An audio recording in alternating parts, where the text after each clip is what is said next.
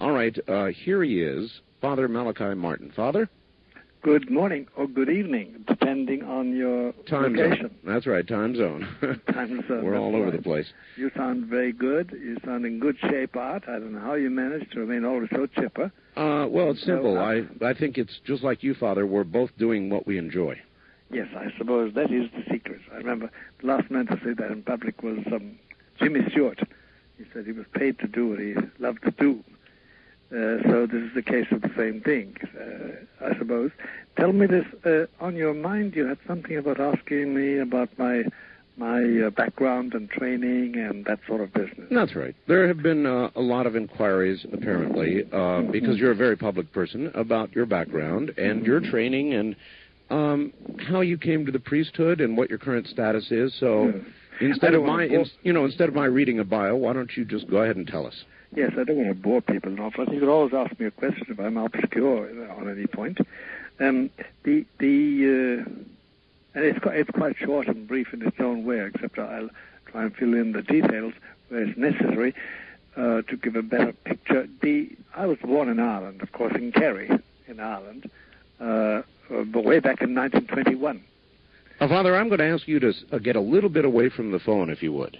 Okay, what about this? Much better. Okay, it's a question of locating that speaker.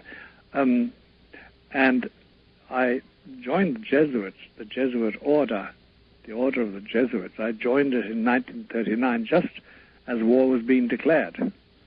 In fact, I did it 3 days after we heard Prime Minister Chamberlain of England declare war on Germany. And Germany had attacked Poland. And I remained in Ireland for the duration of the war because we couldn't get out.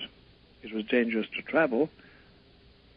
And during that time, I got a university degree in Semitic languages and Oriental art and archaeology and history. And after the war, I taught. I went to philosophy for 3 years. It was the Jesuit rigorous training. And we went to philosophy for 3 years and got a degree from that. And then they had me teach little boys French and Greek for a couple of years.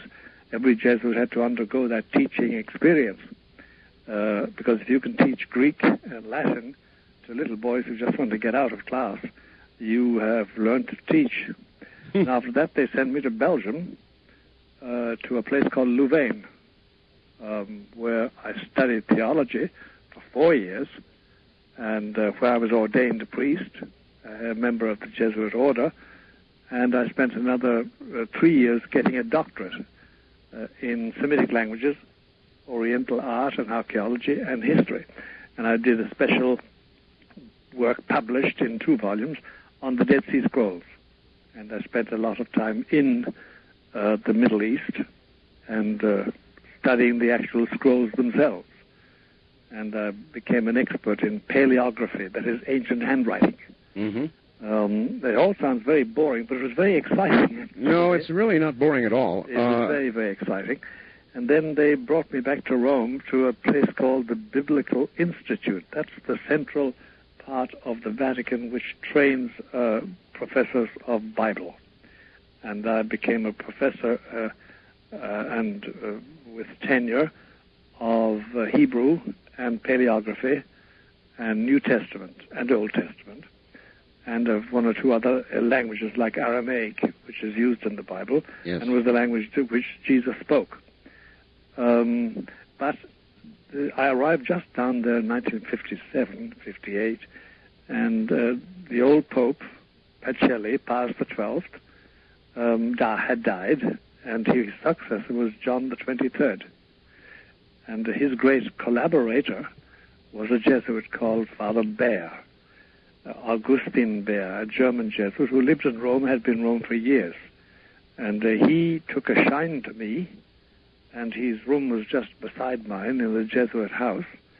And at that time, John the 23rd was very keen on establishing a new relationship with the Jewish community.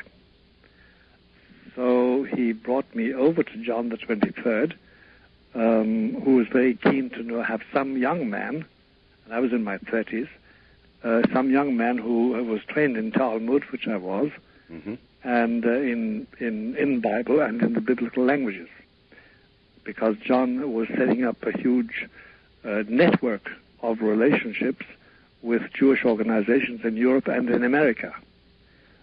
And then, because he was going to hold a thing called the Second Vatican Council, which met finally in 1962 and lasted until 1965, lasted all of 3 years. John died in the middle of it in 1963, but his successor, Paul VI, kept it up, and I was functioning all that time. But, however, I had gone to my superiors in 1959, 1960, and said, look, I'm not satisfied the way things are going. And they said, why? Well, I said, because I don't agree with some of the policy decisions being made, and I don't agree the way these decisions are being implemented. All right. May I, if I can, stop you there and ask you a few specifics? What did you disagree with? I disagreed with changes, modernizations of the liturgy. And I disagreed also with the general trend in Rome at that institute was to diminish the age-old tradition about the nature of Scripture as being the Word of God. The dominant school of thought was a Germanic school which held that much of the Bible could be explained as a form of literature, as a form of popular myth-making. Somebody's story. Yeah. And that could, of course, if it were pushed, could affect the central beliefs that I had as a Catholic. Of course. Namely the divinity of Jesus, the fact of the resurrection from the dead, and hell, heaven, and purgatory, and everything finally. Because if you begin to throw doubt on the gospel stories, the historicity of the gospel stories, you're in trouble. And indeed, today, many Roman theologians will not state categorically that the resurrection of Jesus is a historical fact. They say, yes, it took place, but they won't call it a historical fact. Because it's what they call the higher school, or the school of higher criticism. So I couldn't agree with all that. And then there were other disciplinary matters. I thought that what had made the Jesuit order so successful was its inner discipline, and that was being loosened. But everything was being loosened in those days, Art. There was a spirit sweeping through the Roman Catholic Church as regards the old rules and the old discipline that resembled a tornado at its height. So anyway, but so they decided that all right, if you want to go, you can go. Now, but I was a Jesuit with 4 vows. There was poverty and celibacy, or chastity, as you call it, and obedience, and then a 4th vow of obedience to the Pope. There's a special corps of Jesuits who have that 4th vow of obedience. It really means the Pope can call you in any morning and say, please depart for Tahiti and stay there and do such and such and such and such, and you can't ask for your ticket or for your support. You just do what the Pope says. Let's see if I've got it right. Poverty, chastity, obedience, and a special vow to the Pope of obedience, a special vow of devotion. So I went to Paul VI, who was the Pope then, this is 1964, and he said, all right, if you have to leave, you have to leave. I can dispense you from your vows. Which ones do you want to be dispensed from? So I said, well, I've got to earn my living, Holy Father. And for that, I'll need to not have a vow of poverty, because my vow of poverty means I can't earn any money or keep any money. And he said, all right. And I said, then I have to release my vow of obedience because I don't want to obey my superiors any longer. And he said, all right. I said, I want to keep my vow of celibacy because I am a celibate and I want to remain celibate. The vow of obedience to you will be immediately, automatically dissolved. That's canon law if I leave the Jesuit order. And he said to me, well, do you want me to find you a bishop? At the present moment, there are almost 2,000 bishops in Rome at the council. I'm sure several of them would like to have you in their diocese. So I said, no, I don't want to be under a bishop. So he said, well, they won't like that. He's very funny, really. He had a sense of humor all his own. We used to call him El Gufo, because he looked like an owl with his face, El Gufo. And he said, well, they won't like that. And you're not going to have a bishop? Where are you going to get your authority from? I said, you will have to give it to me, Holy Father, or your successors, by some special arrangement. But I want to be a priest. I want to be celibate. I want to write. And I want to have very active in TV and radio and lecturing and talking and confessing. And there's a storm coming over the church anyway, which you yourself are always talking about these days. And indeed, Paul VI was always talking about the storm let loose, like a tornado. Yes. And he finally ended up by saying, as you know, in public, a couple of years later, the smoke of Satan has entered the sanctuary of the church. We are now invaded. Anyway, so we talked about that, and he said, all right. But he said, then, what you are asking for is this. There's a form which you know of called laicization.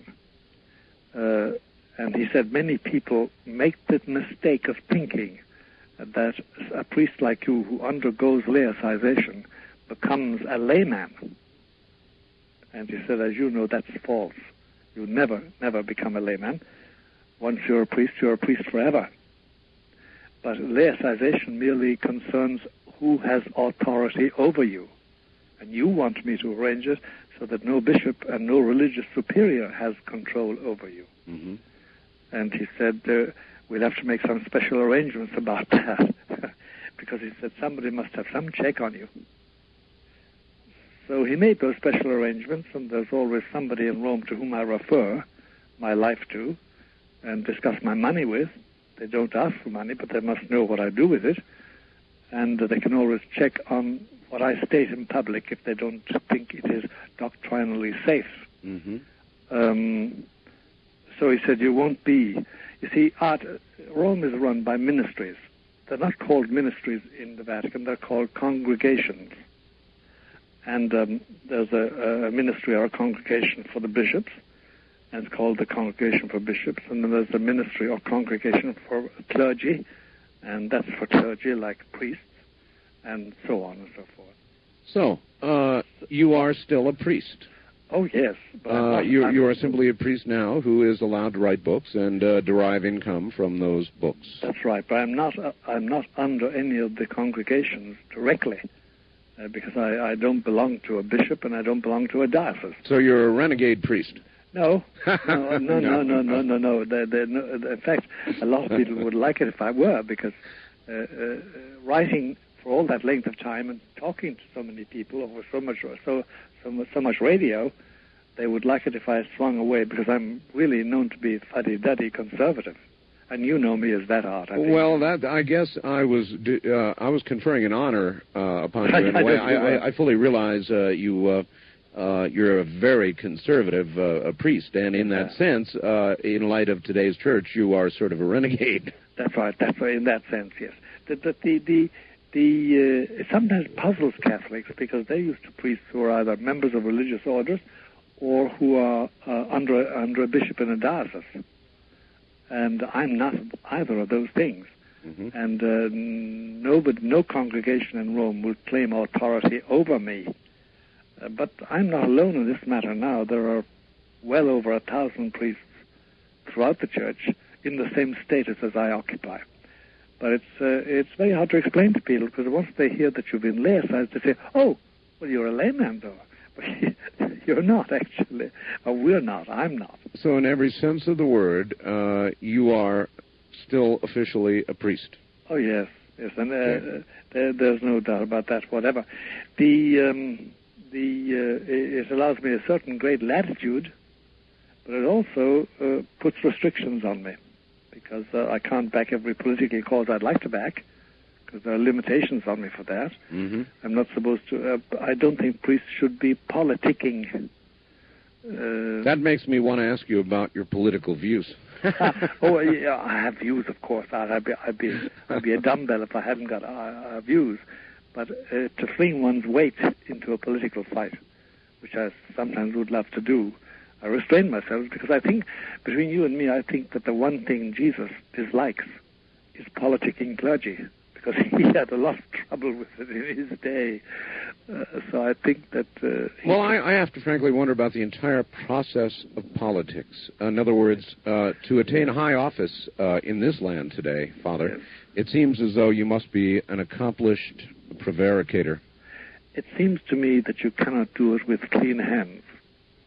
I may be too condemnatory in that sense, although I'm not condemnatory. I hear confessions all day and forgive sins as a Catholic priest, as a human being. But it would seem that you've got to prevaricate, yes. You have to speak out of two sides of your mouth.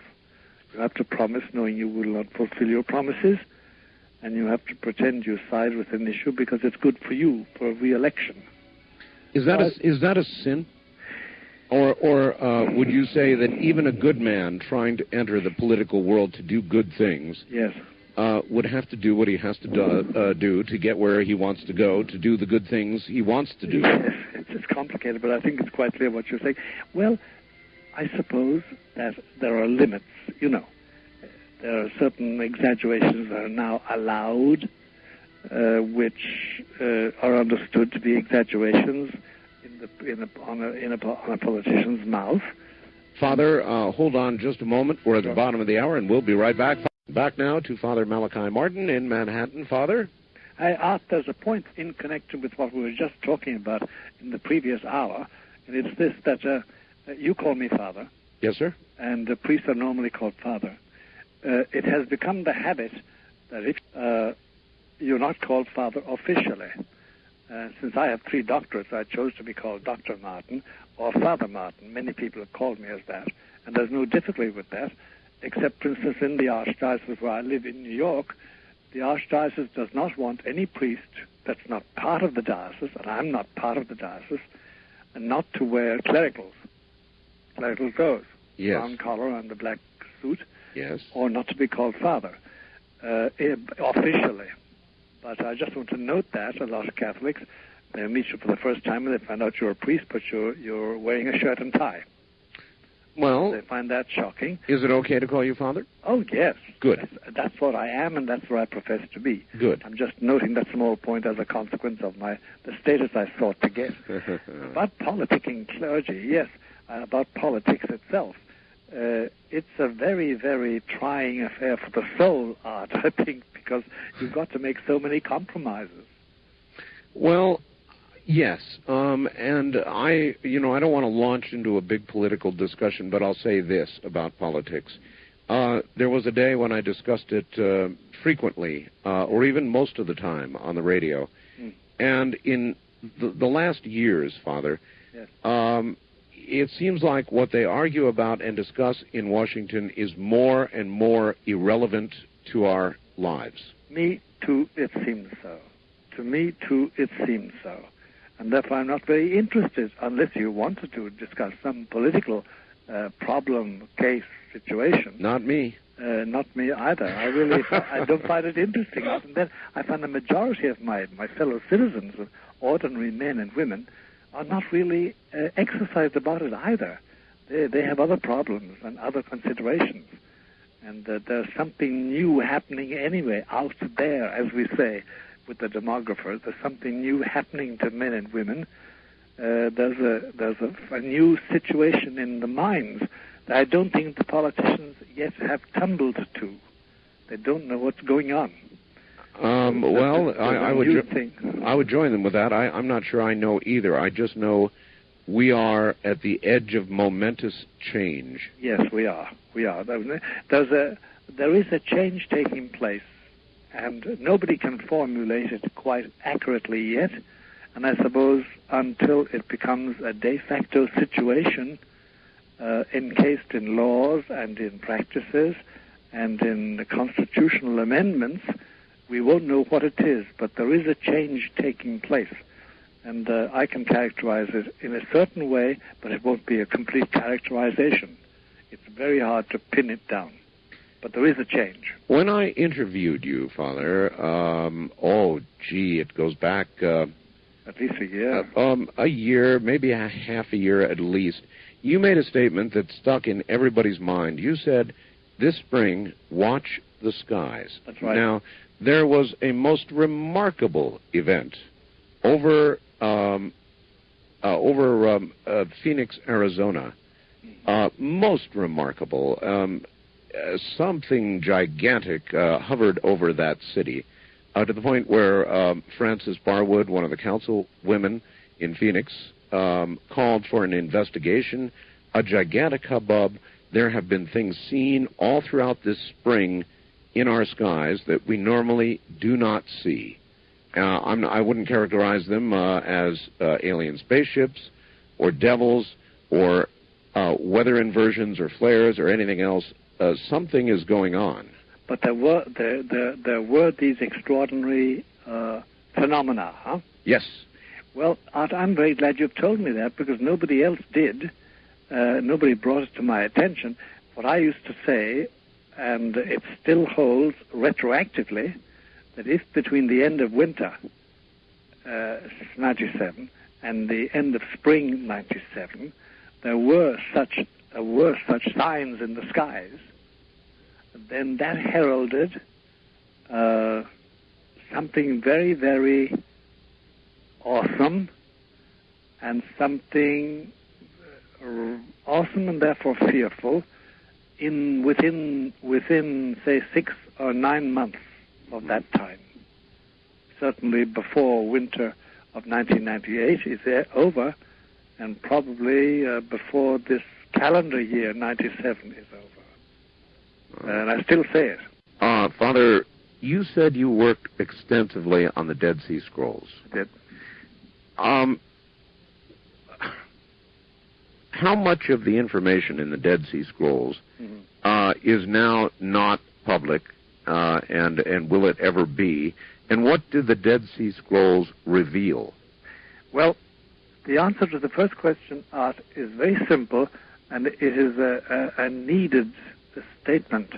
There was, for quite a while, a constant rumor being repeated, especially in the popular press, that somehow or other either Roman Catholic priests or Jewish rabbis or Jewish scholars, or some group anyway, had found certain scrolls, certain writings from Wadi Qumran, that's the place in Jordan now, where the original writers of the Dead Sea Scrolls lived, at a place called Ain Feshka, and that if they revealed these documents, that they would upset every traditional view of Christianity and Judaism.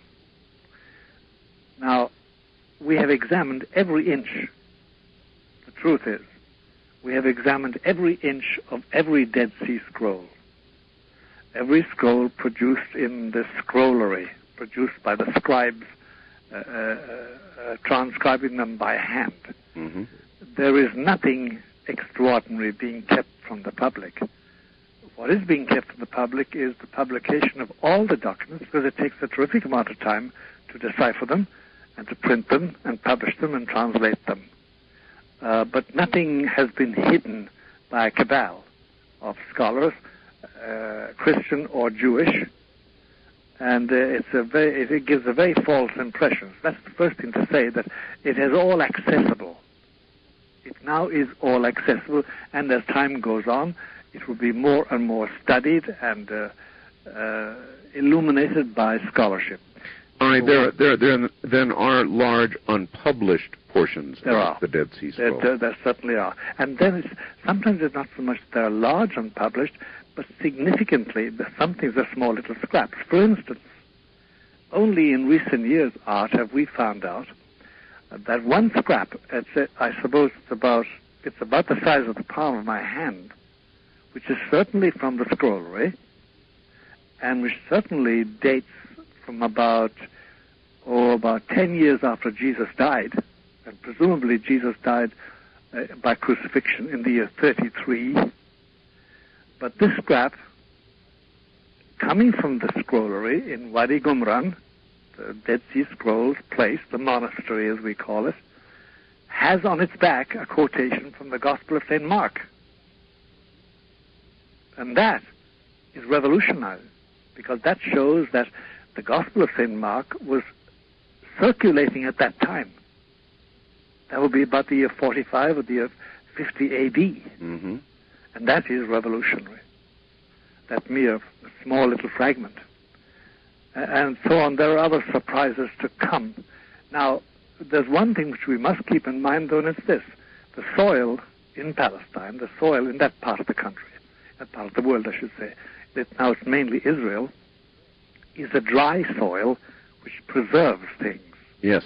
And I am certain, I will probably be playing a harp. I'm very hopeful about that part of my life, but I will be dead because I'm 76. But I think that in time, that land is going to yield ancient manuscripts.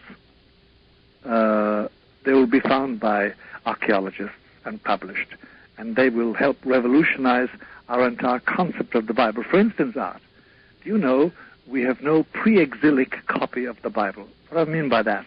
Well, as you know, the Jewish population of Palestine was led into exile in the year 594 by King Nebuchadnezzar. That was the exile to Babylonia. We have no copy of the Bible dating from before that time. No pre-exilic copy. I am certain there are pre-exilic copies. So it's like the missing link. That's right. And it's a funny thing, the further we get away from those events, way back 2,000 years ago, 2,500 years ago, 3,000 years ago, the more we find out about it. It's the inversion of history. So that is coming.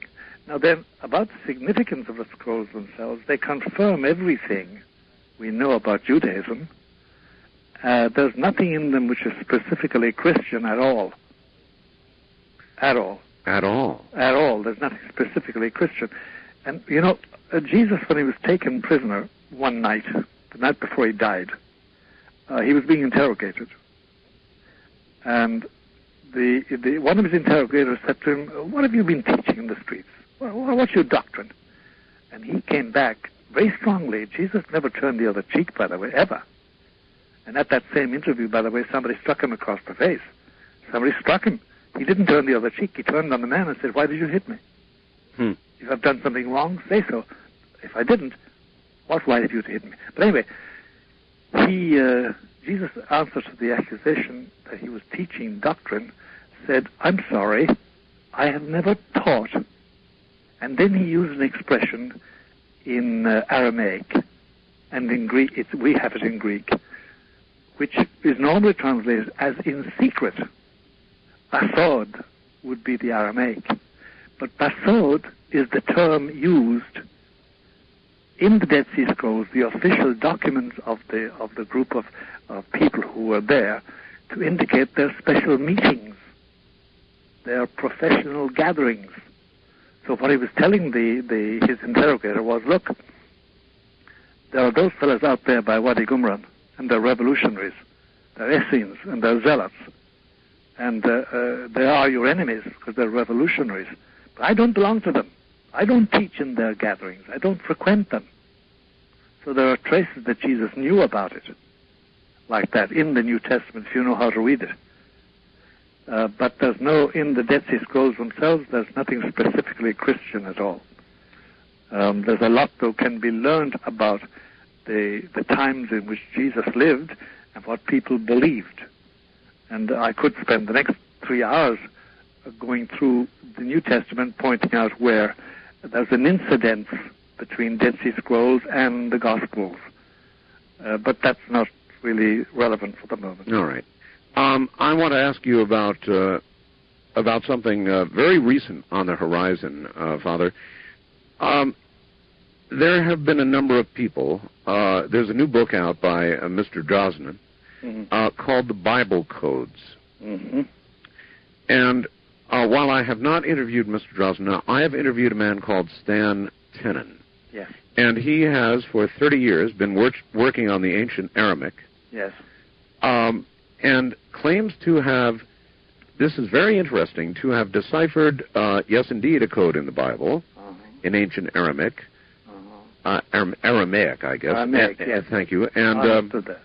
And he claims, a most fascinating discovery, that these codes translate into geometric patterns that, if viewed, actually allow, for example, in Genesis, one to enter a state of experiencing not just what is written in Genesis, but what actually occurred.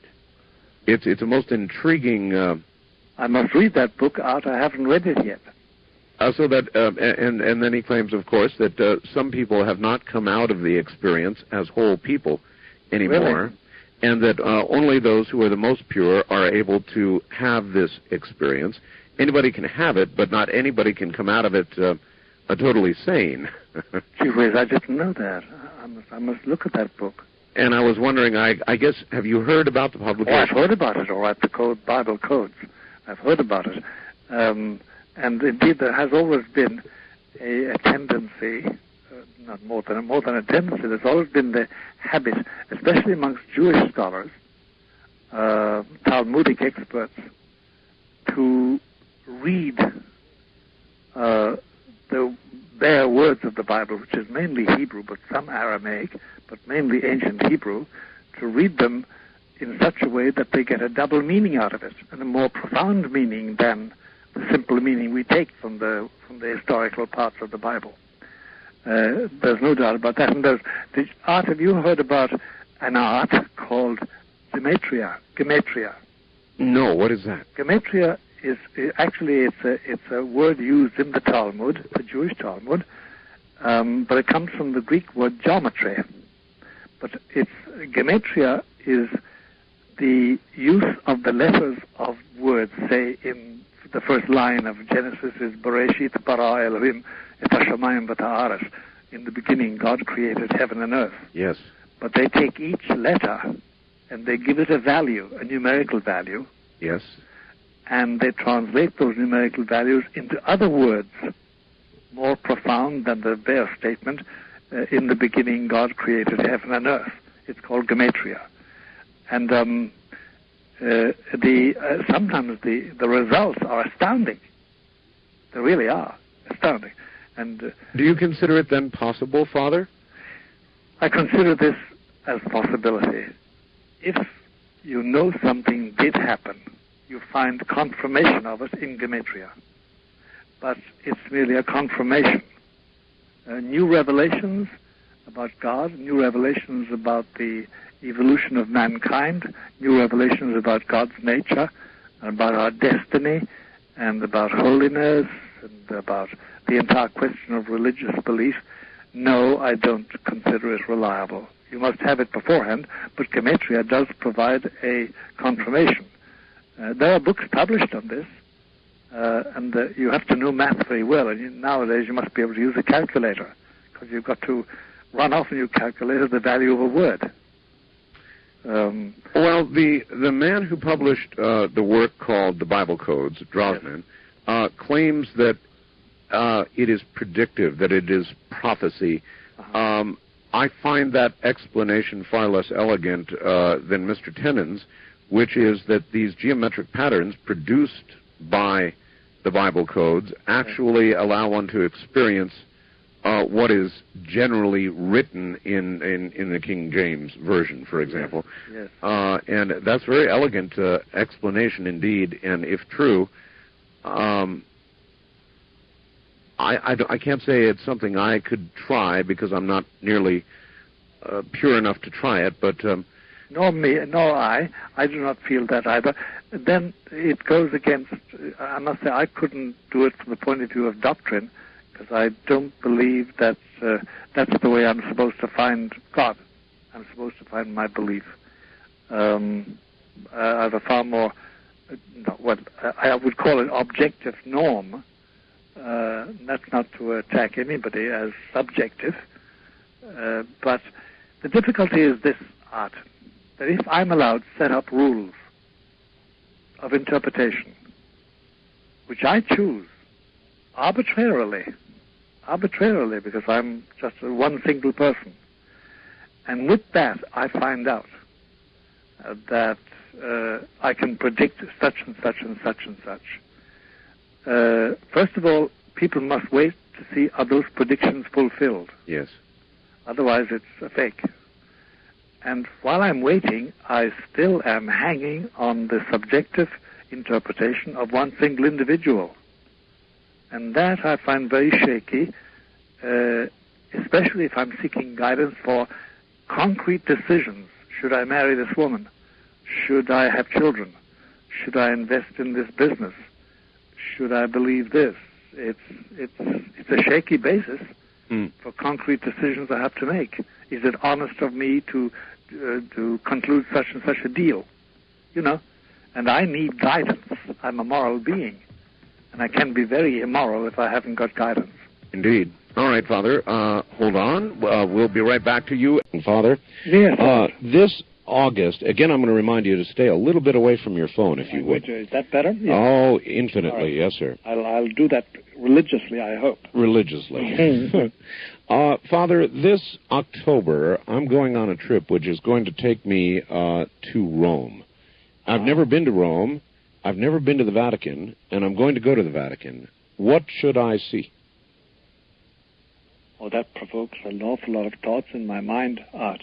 Entre nous, between you and me, let me provide you with one or two names to go and see when you do go there. Oh.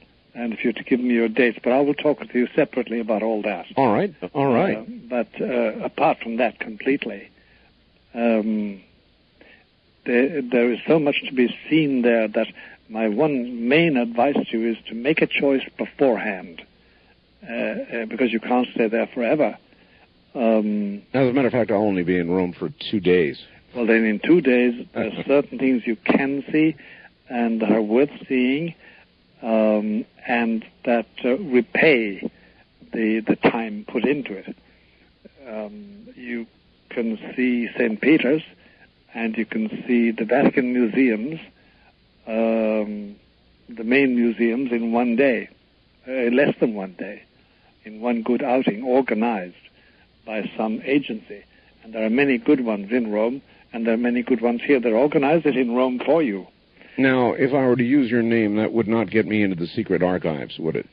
Well, if you use it with certain men, whose names I'll give you, yes. Oh, my. It would. Get you a visit there. It's a fantastic thing. Do you know there are 7 miles beneath the surface of Rome? 7 miles? Secret archives. And you enter this thing, and when you enter it, the light goes on, and as you move through it down along the passageways, the light behind you goes off, and the light ahead of you goes on. Oh, it's a fantastic thing.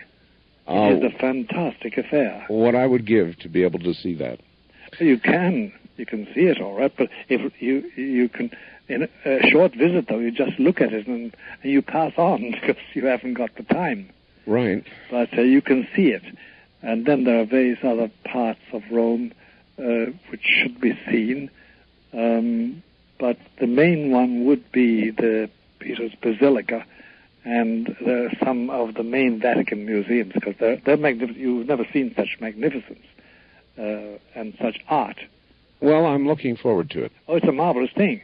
It's simply marvelous, and Rome has some aura which exists no place else. And they say, non si parte di Roma. Nobody ever leaves Rome once you've been there, and it's true. But before you go, I must know your dates, and before you go to Rome. Indeed, I will let you know. I'll be in Rome actually. I believe October 2nd. October 2.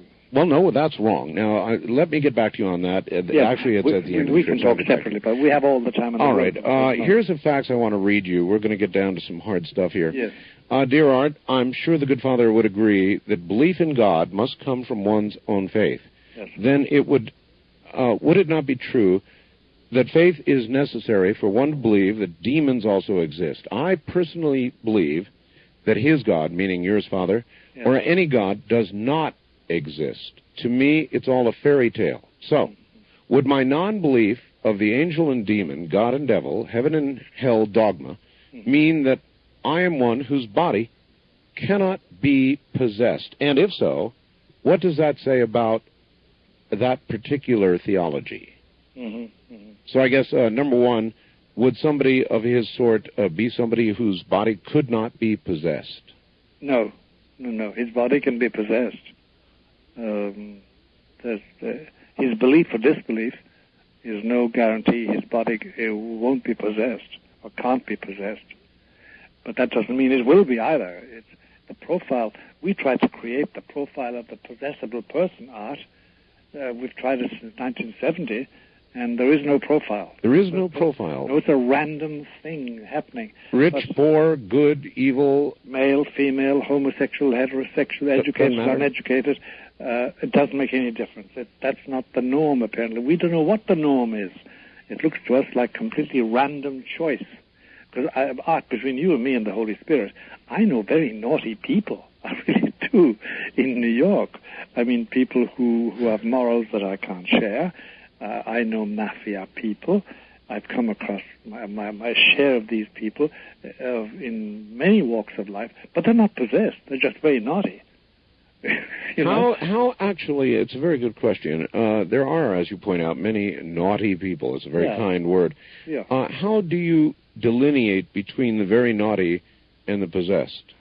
Well, the very naughty are usually terribly honest about their naughtiness. A high-class call girl, who is simply a prostitute, will tell you honestly, when she lets her hair down, that she is that. A mafia soldier who is on vacation over here from the West Coast because he's done something over there and he's in retirement for the moment over here. I'm citing people I know. They'll explain exactly what happened. In fact, one of my first contacts as a priest in New York was with a mafia soldier who had been shot up and needed absolution and anointing. They were afraid he was going to die. But that's one kind. The other kind, the possessed kind, is something very different. And then there's the various stages of possession. But it's a very different thing. The phenomena is different. The behavior is different. The things surrounding them are different. The atmosphere, the smell, the behavior, the look, the language. Father, does possession come upon a person slowly, in stages, or does it come all at once? Slowly and in stages. It's like any addiction. It becomes, for instance, we're dealing now with a new generation, Art, really. They're always 20-somethings or 30-somethings. Very few 40s. But they're in the 20s and 30s. And the situation is generally the same as the young man who came to me about 15 years ago and said, look, Father, I wanted such and such and such and such and such and such. And I made a pact with the devil. I said to him, if you really are Satan, and if you have power, give me this. And he said, I got it. And now he said he won't let me go. And he did it slowly, and then I inquired into how it happened, and his mind got used to the idea of asking for help and for really a leg up. And he got the leg up in various places and succeeded tremendously in his profession. And then he found that his mind was locked and his will was locked, and he wasn't free. He wasn't free to love, and he wasn't free to choose. And finally, he wasn't free to die. Father, there are many people who have, at one time or another, let it cross their mind. Yes. Let me have this. Let me succeed in this. Let me do this. Yes. And I'll sell my soul, whatever. Yes. Now, how does one know whether one actually has made a pact with the devil or one has just had a fleeting horrid little thought that went away? No, it's a very good question. There's this Art, and those to whom it has happened will know exactly what I'm talking about. There is this lock they find on their will, and there's the control of their mind, which they lose. It's not that they go all hairy or they lose it, as we say, but it is that they find that their mind is restricted in certain ways, and their will, they cannot do certain things. They cannot exercise compassion. They can't desire certain things. They can't really desire their wife or their husband. if it's a woman that's in question. It's the peculiar lock on the will, and that's generally what sends them, the ones that are saved, sends them running for a priest or an exorcist.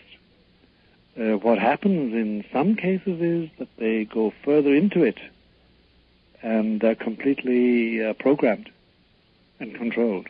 Well, and then you have perfect possession, out of which I have never seen any person emerge. Never? Never. I haven't seen them. Now, I'm only 76 So years. it is not, sir, the classic possession that we all recall from The Exorcist. Not that, but a more perfect... It's a perfect possession. You see, the classical form is the person who makes themselves very obnoxious in their behavior. And they're really like the child. When a child is hungry, an infant who can't talk, they bang their heads on the ground and they throw themselves around. They may protest. And they're saying, I'm hungry, or I'm dirty, or I'm thirsty. That's one form. And something can be done about that. But when they're perfectly possessed, they don't ask for any help. And they eschew any help. And you can... How many people, Father, do you think are in that condition? Let's just talk about America right now. Forget the rest of the world. Mm-hmm. On a percentile basis, you mean? Sure. A minimal crowd, a minimal set of people. By minimal, what do I mean? Well, we are 260 million, isn't it, or something like that? Yes. I'm trying to make a proportion between the number I've known and the general population. I suppose about 10 million. 10 million. If I am in my mind, I'm calculating the proportion of people I've been with in this whole field. Well, here's a tough question for you. Uh-huh. Would we generally, if we could see these 10 million people, yes, would we find that they are the powerful, the successful, the... Yes, you would. None of them are obscure. None of them are failures. None of them are without respect and means. A lot of them are in high places. And as Charles II said about his ministers, the higher they go, the higher they climb, the blacker their bottoms get. But that's the very worst possible scenario for the world. These are the people who are shaping policy. Well, that is the difficulty, that we do find those in charge of things. And when you do, I've seen the following take place. In a certain bureaucracy, which I won't name, but a very well-known bureaucracy, mm-hmm. Of a worldwide nature, not merely American. People by men and women of ordinary means, some of them Hindus, some of them Christians, some of them Jews, some of them nothing at all, but with a natural, what I know, for want of a better phrase, civic virtue, isolating somebody who is obviously perfectly possessed and getting rid of them. Because somehow or other everybody agreed, there was a consensus that this person was in alliance with something that militated against our best instincts as human beings. I've seen that happen. And not for any religious motive either. Just consciously religious motive. Uh-huh. Do you understand what I'm saying? That they felt uncomfortable in the presence of this person. And yes. They also saw that the direction of their actions and decisions, which they had power to take within the bureaucracy, was evil, just humanly. I've seen that happen. But yes, there are people in very high places, as well as in normally high places, who are perfectly possessed. There's no doubt about that. And they will never be saved. As far as my experience in life goes, Art, I don't doubt God's grace or God's greatness and God's power, but neither do I doubt or belittle the power of Lucifer, because he is the prince. Satan is something else. As you know, it's not the same being. Satan and Lucifer are different one from the other. But I don't belittle the power of Lucifer. He is the prince of this world, as Christ called him.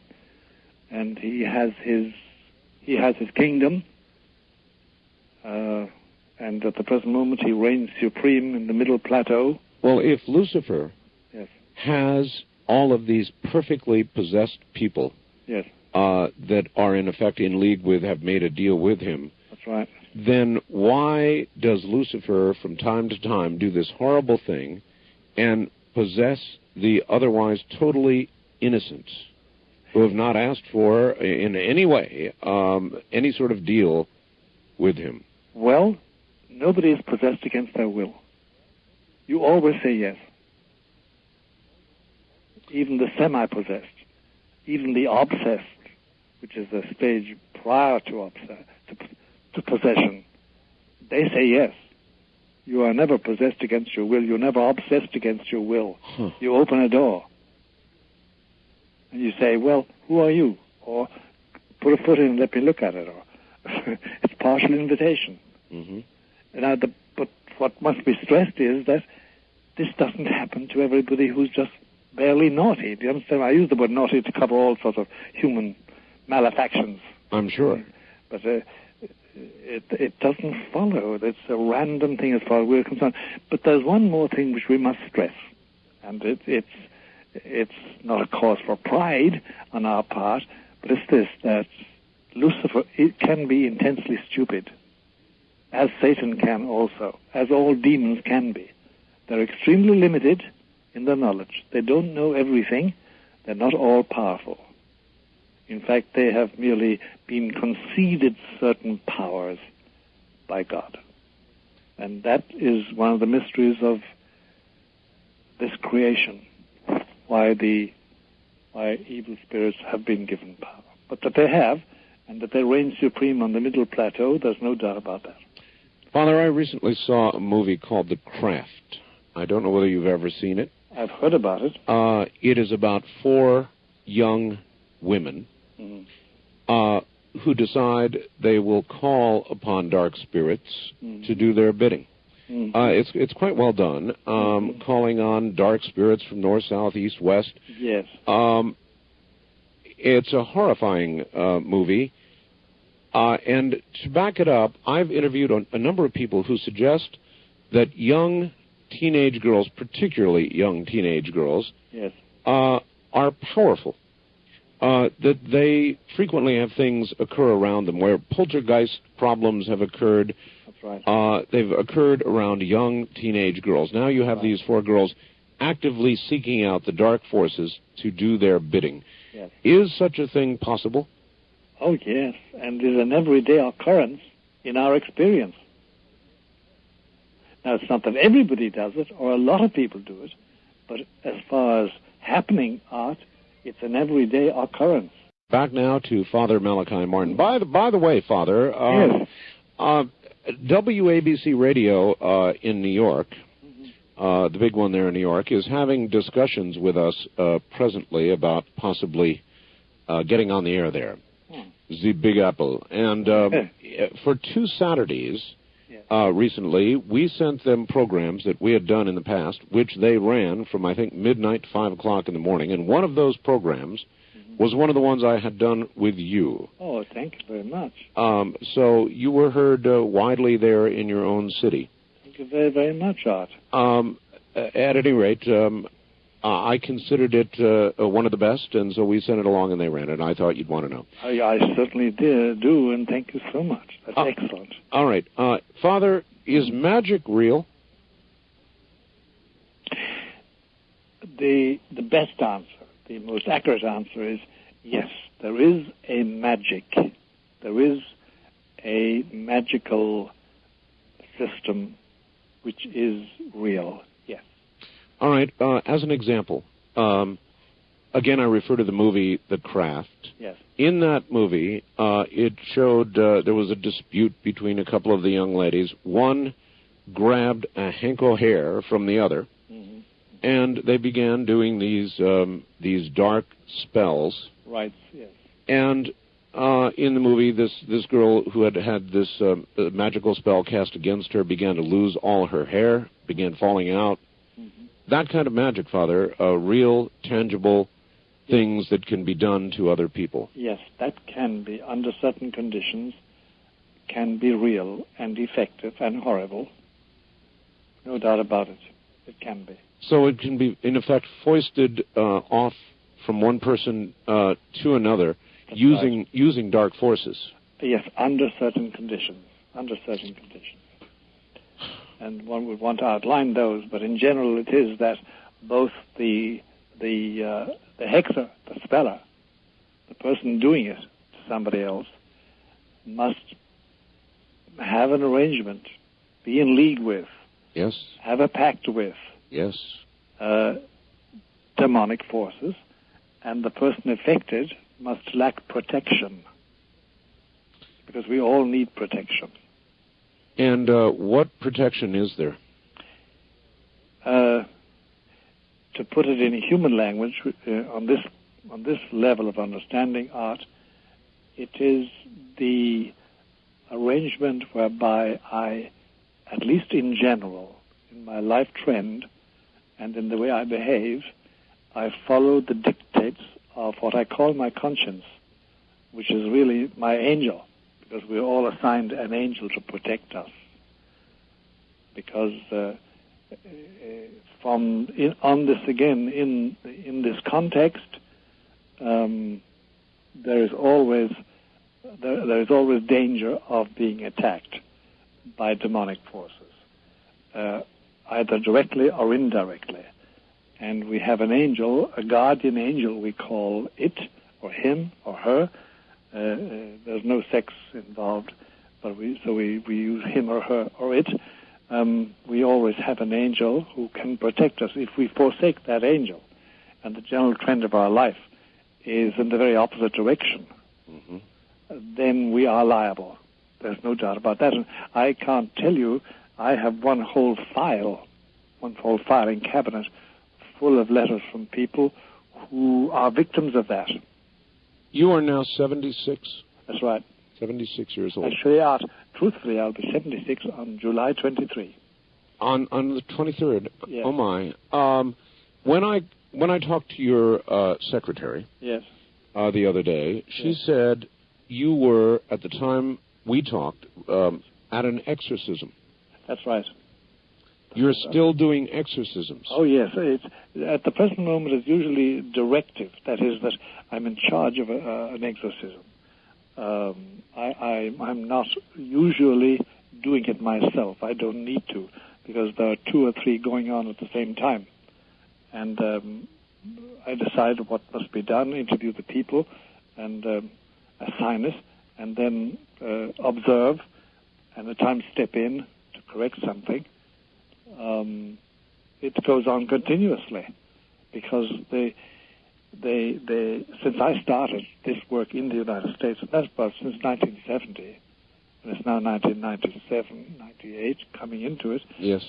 The incidence of possession, and therefore of exorcism, has increased between 750 to 800%. Wow. An enormous, and this is only in the northeast corner, Art. In the northeast corner. The increases, and then the amount of covens that have sprung up, genuine covens. Yes. Is enormous. When you say coven, would that be, for example, Wicca? Yes, there are Wicca covens, and these are coven is a general term for a group of people who are linked together by one main point: adoration and service of Lucifer. Huh. Many people involved, Father, in Wicca will tell me constantly that they are not of the dark side. Oh, yeah, there is a white Wicca, as they call it, and it's really nature worship and that sort of business. You know, it's innocent in that sense. It's a reversal to the gods of nature and the gods of nature as such, and that of course has its own liabilities as regards belief in God itself, in God Himself. But as for the white Wicca, I know I know the chief Wiccan in Long Island. She's a very respectable lady, and she holds classes teaching people how to enter Wicca, white Wicca, and they will have nothing to do with any other form of it at all. But that's not what we're talking about, really. It's a nature worship, and a lot of people are in it. Many who are in it because of disillusionment with religion, Judaism, Christianity, Catholicism, yes, Presbyterianism. You know what I mean? They've had it up to there, as we say, with a formal religion. Therefore, they find this consoling, and they love animals, and that's what it is. They never have sacrifices of little animals, dogs or cats or birds or horses or anything like that. It's a nature worship, and you see, if we use the word paganism, it has connotations for the ear that are sort of bad. You know, these are what the ancient Romans and ancient Greeks and all those people practiced. Is it as dangerous for one's soul as even the darker forms of Wicca? No, it is not. And I've met many Wicca people who are led out of it by sheer devotion to nature and by finding out that the beauty and the truth around them must mirror some greater beauty, greater truth, more permanent beauty and truth elsewhere. And that's God. But it all depends. It's very hard to give an accurate answer to your question, because it all depends on what graces have been offered you. Has God entered your life, and have you refused him? Do you understand me? Have you rejected an invitation from God? Father, I don't feel I've ever had one. I don't doubt a creator. Mm-hmm. However, I have no tangible proof, and I am the kind of person mm-hmm. who has a very difficult time believing in that which I cannot prove, and I'm constantly striving to prove and to learn through every avenue I can manage, some mm-hmm. of them probably very less worthy than you can imagine. Mm-hmm. But I'm constantly searching and looking, and yet I've been unable to make that leap of faith, and I don't know that I've ever received a specific invitation. How does one know? Well, I'll tell you. Somebody has said, and it's a way of entering into this, somebody has said that if I say to you, and I'm not me and you're not Art Bell, so we're two mythical people, but if I say to you, look, I want to love you, that's the beginning of love. It's the beginning of love. If I say, I'd love to believe in you, uh-huh. it's the beginning of belief. In fact, there's no Jewish theologian or Christian theologian who would dispute the fact that if you say that, it means that it's a grace in itself. It's a grace in itself. Just to say the words. Just to say the words. Because otherwise you'd be feckless. You wouldn't bother. You wouldn't bother your head. You regard it all as piffle, as nonsense, as garbage. And there's this about it too, Art. There's this about it also.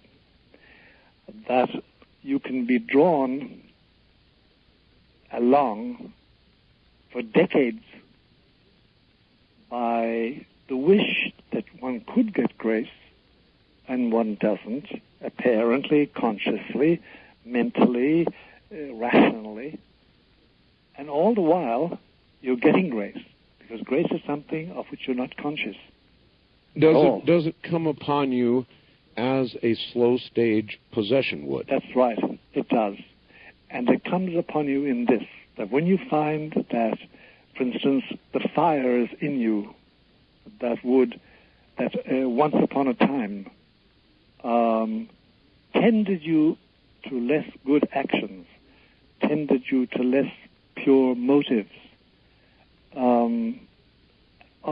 that limited your original fits of anger, of lust, of gourmandise, of jealousy. When you find those fires dying down and a certain pacific sense entering your inner being, then there's something taking place. But is that not a natural progression of age? No. pastoral experience teaches me, and I'm long enough at it, that on the contrary, in my native language, Gaelic, Dolanishach or Dolanolcus is a famous phrase. Getting older and deeper into sin. The older you get, the worse you get. Pastorally, it's not the way it is art. People do not mellow and mature and get gentle and calm and compassionate. On the contrary, they don't, except some people do. Well, then maybe there is some hope for me, because surely those things are occurring to me. Those things you described, yes, as I grow older, are occurring to me. I know they are. And what God must do in your case, and my case, and every case when he wants them, he must purify the rust in you. Whatever erroneous thoughts you ever had, whatever excesses we committed when we were younger, and more stupid than we are at the present moment. Oh, believe me, there were many for me. Oh, well, we all have them. There's no human being who, if they're honest, doesn't say the same thing. But the difference between the men and the boys is that there's that. You know, somebody has said, and it's true, between the ages of 35 to 55 or 65, it's a corridor of youth. Mm-hmm. And at the end of that, and towards the end of it, we begin suddenly to realize certain lessons we have learned, if the grace of God is working on us. And you see, God has no form.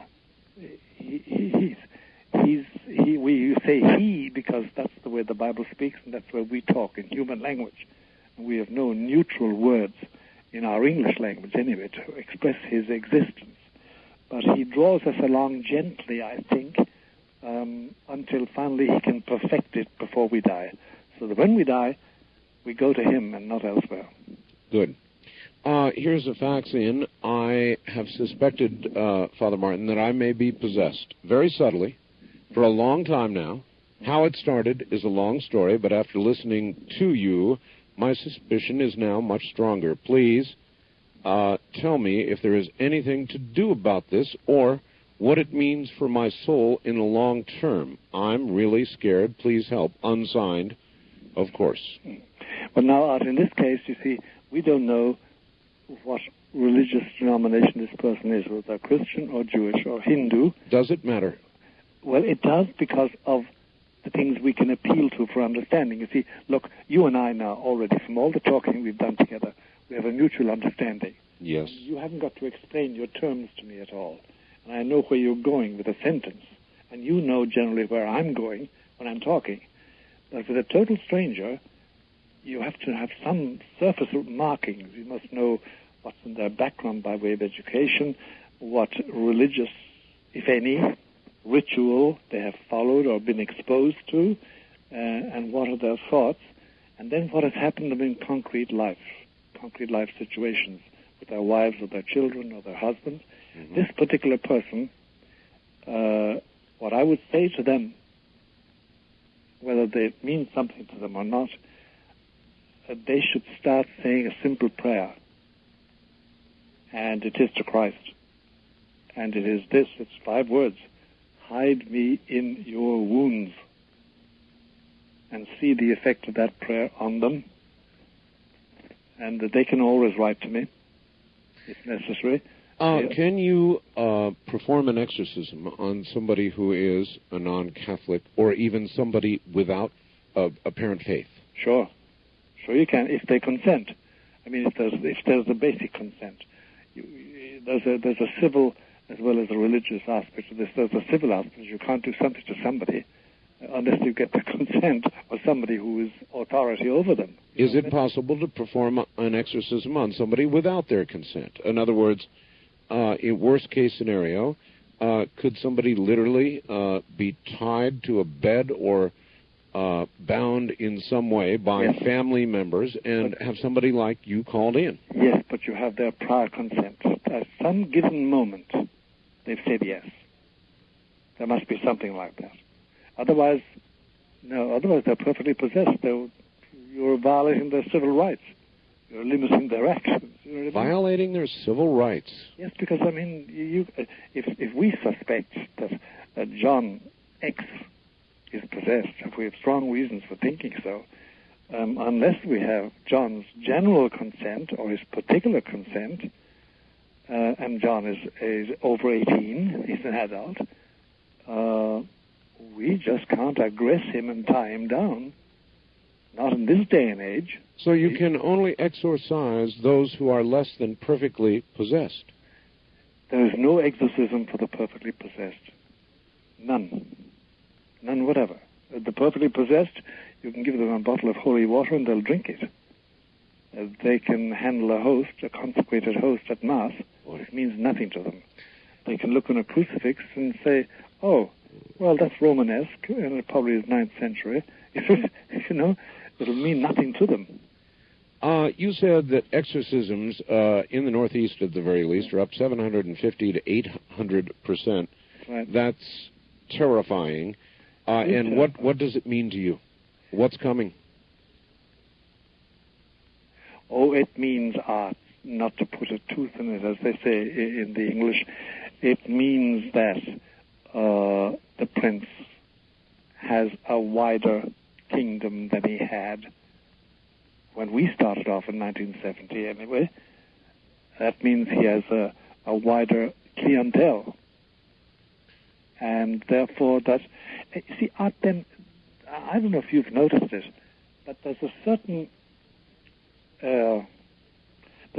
disturbance, perturbation of mind, disequilibrium, at least a certain uncertainty in people today. There wasn't 20 years, 25 years ago, 30 years ago, 40 years ago. I have noticed, believe me. There is this peculiar thing, and it's the demon. There are demons assigned to do this to people, and you get up in the morning and you feel lousy, and you're discouraged about everything, and there's no apparent reason for it. You've got money in the bank, and your wife or your husband are very happy with you. The children are all healthy, more or less, and there's no war on, and nobody's out to kill you. And yet you're dissatisfied and empty. And yet you are empty, dry, and despondent. Yes. And that means that you're under attack. That means that they want also to affect your spirits so that you spread dissatisfaction and you spread discontent and you spread unpeace. And that's why we all love somebody who, when they come into a room, the light comes with them. Light and peace and joy of some kind or other. And you know that person when you're in their presence. Exactly. They don't make you horse laugh every moment of the day. Sure. They do give you this, and when they leave, it goes with them, and you don't want them to go.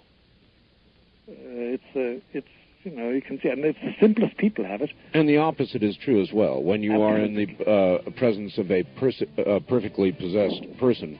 Yeah, you know it. You don't wonder about it. You know it. You know, and then a lot of people see who are not acquainted with the phenomenon itself. And Father, hold on. We're at the top of the hour. Stand by. We'll be back to open the phone lines. But I want to set aside one line for an interesting purpose. We have with us a very holy man indeed, Father Malachi Martin, advisor to two popes. And you've probably heard him before, perhaps not. This may be the first time. Father Martin is an exorcist. He has done many, many exorcisms. He now directs exorcisms. I think it would be useful and intriguing to open a line, a special line, for those who are either atheists or those who practice the dark arts. And I would like to hear your comments, and I would like to hear an interaction. Yes, this invites controversy, but that's what we do here. And it really is a classic... See, how can I put this? I guess I want to show a classic delineation between good and evil. We have good, and I know there's plenty of evil out there. So I'm actually inviting it on one line. I would ask the audience cooperation. Otherwise, you can call any of the other numbers.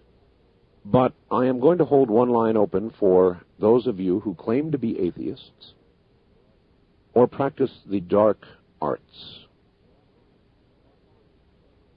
That line is area code 702-727-1222. I'll repeat it again, and I would ask everybody else not in that category to please now hang up. Area code 702-727-1222. Heaven knows, or maybe that's a poor expression, I can safely say that I get many, many calls and faxes from atheists. I would be interested in hearing from you. Many calls from those who practice the dark arts, magic, whatever you want to call it. So again, I request the cooperation of the audience in not calling that number unless you are one of the above. It is area code 702-727-1222. It should be intriguing. Father, welcome back. Thank you. We have done this on previous programs, Father, but yes. If you would, describe for the audience, before we get to the phones, exactly what a real exorcism is like. Well, the essence of an exorcism, when it's really an exorcism, by the way, just as a preliminary remark, let me state this much. A lot of people have the idea that reciting healing prayers over somebody is an exorcism. It's not. The essence of exorcism is a confrontation between the exorcist and the demon presumably possessing the person who is being exorcised. Uh-huh. It is a personal confrontation. Question and answer, and command, and question and answer. It's not a question of a beautiful prayer or aspirations. All that can be included one way or the other, but the essence of it is the exorcism itself, the confrontation, and the idea of the confrontation is to relieve this person of the power possessing their will and their mind, therefore their soul. What occurs during this confrontation? I mean, what occurs is, first of all, there's the difficulty of getting the demon to talk. Away from the phone a little bit, Father. Yeah, it's the difficulty is that the exorcist must first of all achieve is getting into contact with the demon, presumably possessing this person. That's the first thing, and that sometimes takes some time. Sometimes no, but sometimes it takes a long time. A lot of cajoling, a lot of abuse, and a lot of effort. And there are certain rules that the exorcist must follow, otherwise he's going to fail. Number one, when that does take place, when there is contact and there is dialogue, then the exorcist must find out the name the demon assumes. The demon always assumes a name when he possesses somebody, and how long it's there, and why it's there, and then get its consent to depart. And that's the essence of an exorcism. To get its consent to depart. Suppose it obviously does not want to depart. It doesn't ever want to depart. You've got to get its submission. Its consent is a difficult word to use. It's submission to being expelled. Because you see, there is an entire theory and belief behind it all, Art. It is that as long as this cosmos endures as it is, demons have a certain liberty, a certain freedom, and they roam on what is called, figuratively, the middle plateau. Once this cosmos ends, and there's only heaven, then there's only hell, and they go back there permanently, and it's more intense suffering for them. They never want to go back there. They'd rather roam around the world. And you have examples of that in the Christian Bible. In the demons who possessed these people that Christ exorcised, they said, please put us into these swine. Remember the incident of the Gerasene swine, Art? It was a hog farm, obviously, and it was a whole flock of hogs, and they possessed these poor animals, and they all rushed into the sea over a cliff. they didn't want to be sent back to hell to suffer, just to suffer. They wanted to roam the world on the middle plateau.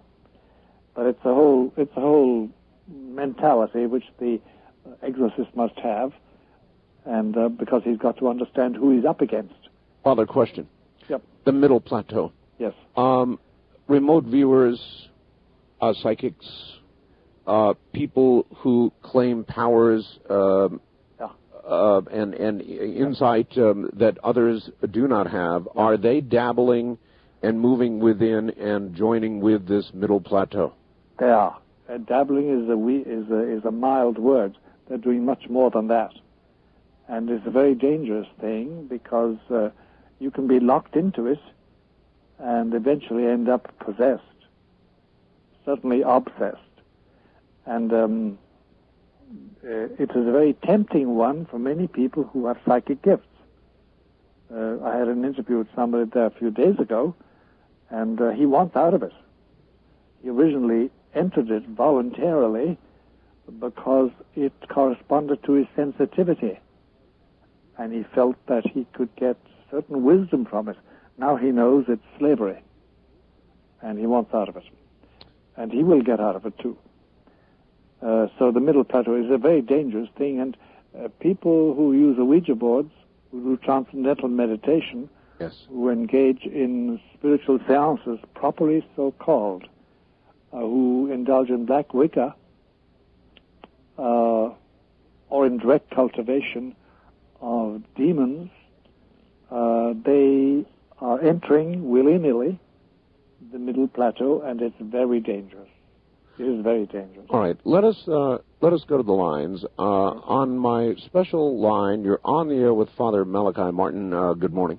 Good morning, and thank you for Good morning. my call. Oh, you're going to have to speak up. I can barely hear you. Where are you? Barely hear. Oh, okay. I'm in Seattle, Washington. Yes. And thank you for taking my call. I'm a 48-year-old woman, and I grew up in a couple of orphanages, and I had Christianity thrown at me my entire life. Yeah. And there's one question that no minister or priest has ever been able to answer for me, and this is why I feel that I am an atheist. Mm-hmm. And that is that I have a daughter that's an adult. I love her unconditionally. And I assume that my ability to love her unconditionally is minute to what would be God of the universe, the creator, if there is one. And with my daughter, I would never say to her, if you don't love me, I'm going to send you to hell. Mm-hmm. And that's what I understand that Christianity is all about, and that God of Christianity is about. That if we don't love him and obey him, then we're going to be sent to this horrible, horrible place and suffer eternity in the hells and the belly of fire. And that's when I don't understand that, Father Malachi. I don't understand it. I know, ma'am. I get exactly what you're saying. It's not as and I'm not saying this about you, but it's not as crude a belief or as rough a belief as that. It's not an either or in that horrible sense. If it were, then that would be a most unloving God. Well, that's and I would agree with you. What's that? That is how I have felt. I know, but that is not. Explain it to me, please. Well, that's not exactly the picture of things. The essence of it would take a very long time to go through it all, but the essential is this: that there are certain things which please him because they conform to his godly nature and his godly will. And by the way, I'm sure you observe most of them. The laws, moral laws, the ethical laws, honesty and purity and compassion and gentleness, and, living a decent life, and loving your neighbor, not doing obvious harm to anybody, really, except incidentally or in a fit, but not as a policy, not being an evil person. And one senses that from the accents you're using and the words you're using. That's what he requires as his practice. And if somebody lives like that, there is no way they can go to hell. There is no way they can be punished because they are fulfilling his... You're the first person I've ever heard say that. They're fulfilling his will. Now, there's this about it, that God is infinitely patient because he's God, and he has an individual knowledge of each person's soul and being. He knows my every thought, and he knows the marrow of my bones.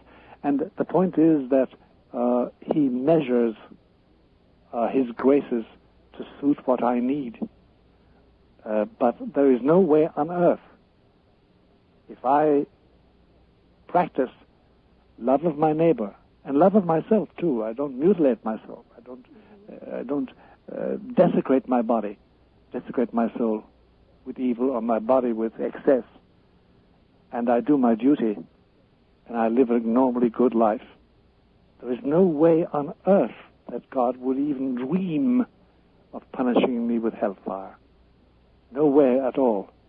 So, but that's really, I've cut it down to the essentials, ma'am. Yes. But that's the essentials of it. This God is love. Well, I hope that helps you. Obviously, it's an answer you've never received before. That's true. And I've listened to you since '92, and this is the first time I've called, and I really appreciate your program. Okay, well, thank you very much for the call, and good luck to you. God bless you, ma'am. East of the Rockies, you're on the air with Father Malachi Martin. Hello? Hi. Yes. Hi, how's it going? I need to speak to Art Bell if I can, please. You are speaking to Art Bell with Father Malachi Martin. Speaking to him? Yes. Oh, this is great. All right. Well, then, what it is I'm practicing white magic and everything, and I don't know. Can I let you in on my story? How much time do I have? Well, we're coming up to a break, but you will be obviously a very interesting call. So, what I'll do is hold you over. Where are you calling from? I'm calling from Jacksonville in Florida. Jacksonville, Florida. All right. I'll tell you what. Stay right where you are. Thank you. And we'll do our break and come back to you. All right?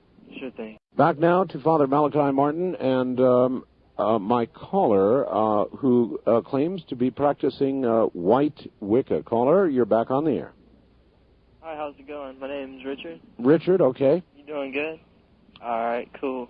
Well, then, yeah, everything that I'm fixing to say kind of it kind of goes with everything that you've been talking about the last few days with Bible codes and so on and so forth with what you were talking about today. Well, anyways, my best way to describe it with which I think his name was Steve, who he was talking about a few days ago. Well, anyways, I'm like blabbering. I'm like so. You are blabbering, so get to the point, please. All right. Okay. The best way I can describe it, sir, would be echoes. All right. Say when everything first started out, right? You got nothing, and then what happened is this nothing took consciousness. That consciousness is that gets you up feeling in the morning, and it's just zinging right out there. That's what God is right there. He's everything that's good and that's great and that's creating all, right? Okay. As far as Satanistic goes, I mean, you can stretch it out on a line. Okay, on one end you got totally just hell, and on the other end you got just heaven. And in the middle, you got what y'all were talking about earlier, the third plane. That's what you might want to call the color magic. That's what's easiest for most people to understand. Is that the world you're in? Excuse me? I said, is that the world you're in? No, what are you talking about, man? Well, I'm talking about what you said when you came on the air, that you practice white Wicca. Yeah, no, I practice it's not white Wicca, it's just... All right, well, then, thank you for the call. You're not even consistent with what you first said. On the special first-time caller line, you're on the air with Father Malachi Martin. Hello. Hello? Hello. Oh, okay, I'm on. Oh, these New Agers make my teeth hurt, Art. I've been practicing Wicca for about 30 years plus, and Father Martin there sounded so in touch with everything. I was wondering if I could ask him a couple of questions. Go ahead. Go ahead, ma'am. All right, Father? Yes. Would you say that things have been going kind of crazy in the world since the Catholic Church broke with tradition? Yes. Would it be better if the Church went back to the old traditions? Yes, but I think now but that's impossible. They can't go back, unfortunately. What will happen will be some new form. Mm-hmm. But unfortunately, I say unfortunately because you can see my prejudice there. It would be better, but they can't. They've gone so far. Yeah. Okay, because at one time I was a Catholic. Mm-hmm. Matter of fact, with my religion, I pull some of my favorite saints into it, too. Because, as you know, with Wicca, we encompass a lot of different religions. I know you do. Yeah. But that's all right. Yeah. Provided you honor Christ and... Oh, yes. It's a strange combination, but as most Wiccans find a place that's comfortable for themselves. Mm-hmm. Mm-hmm. I've started a couple of covens, and that was one of the main things that I would present to the people, was for them to find a place for them that was comfortable. Yeah. And in Wicca, we really don't have black and white. That's just an easy way to explain what we do. Yes, I agree with that. But, we have to use it as a way of denominating things, you know. One thing I've been finding is there's been a lot of dream weavers running around. Yes, there have. Bothering people. Yes, there is. Why? I know with the New Age, dream weaving is a very weak form of the darker arts. Yes, there is something let loose there which hadn't been let loose up to now. Father, what is dream weaving? Ma'am, you explain it in your language. Well, you could probably explain it easier than I could. Dream weaving is when you send negative forces to people when they're sleeping. That's right. You can control a person better when their defenses are down. And in sleep, the defenses are down. Right. You can cause them great illness if they don't sleep properly. Mm-hmm. Some people have gotten very paranoid. We have. Have you done that to people? No, sir, I haven't. I've put up bindings and wards to protect some of the people that I'm working with. Good. They give them protection that they lack. Right. There's no doubt about it, ma'am, that you are moving. What I was going to say is a lot of these New Agers are using this dream weaving. I know they are. And they don't know what they're dealing with. No, they don't, and they end up in the ditch, as we say, figuratively speaking. And there's also behind it all, too, ma'am, there's this fact that there has been let loose upon us some other forces that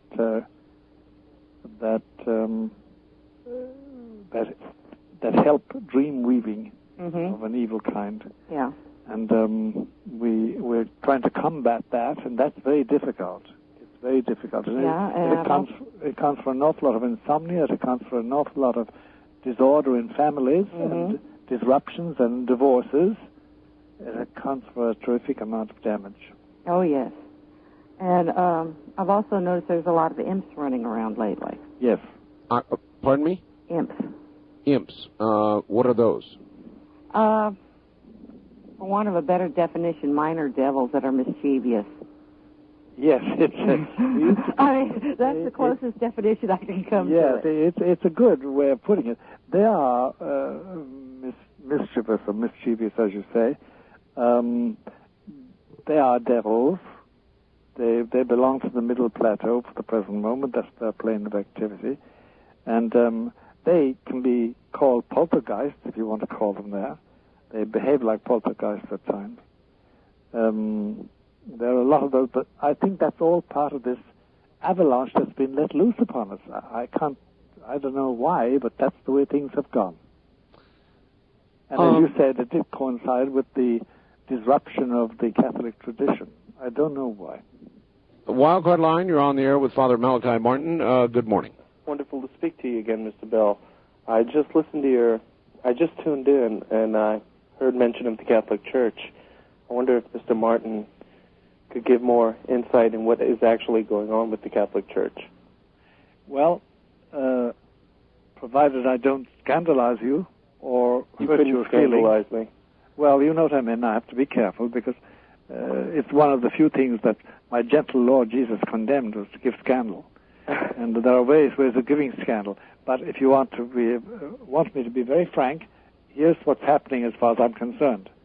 there is a worldwide apostasy going on amongst Catholics. And it is on the highest levels and the lowest levels. Mr. Bell, do you know who I am? No, not yet. Who are you? Well, this will give you a clue. Mr. Martin, what do you feel is the Catholic Church's connection with vampirism? Oh. With what? A father? Yes? You are speaking to somebody who claims to be a vampire. Uh-huh. Mr. Bell, I'll be sending you some literature, photos, and a lot of information.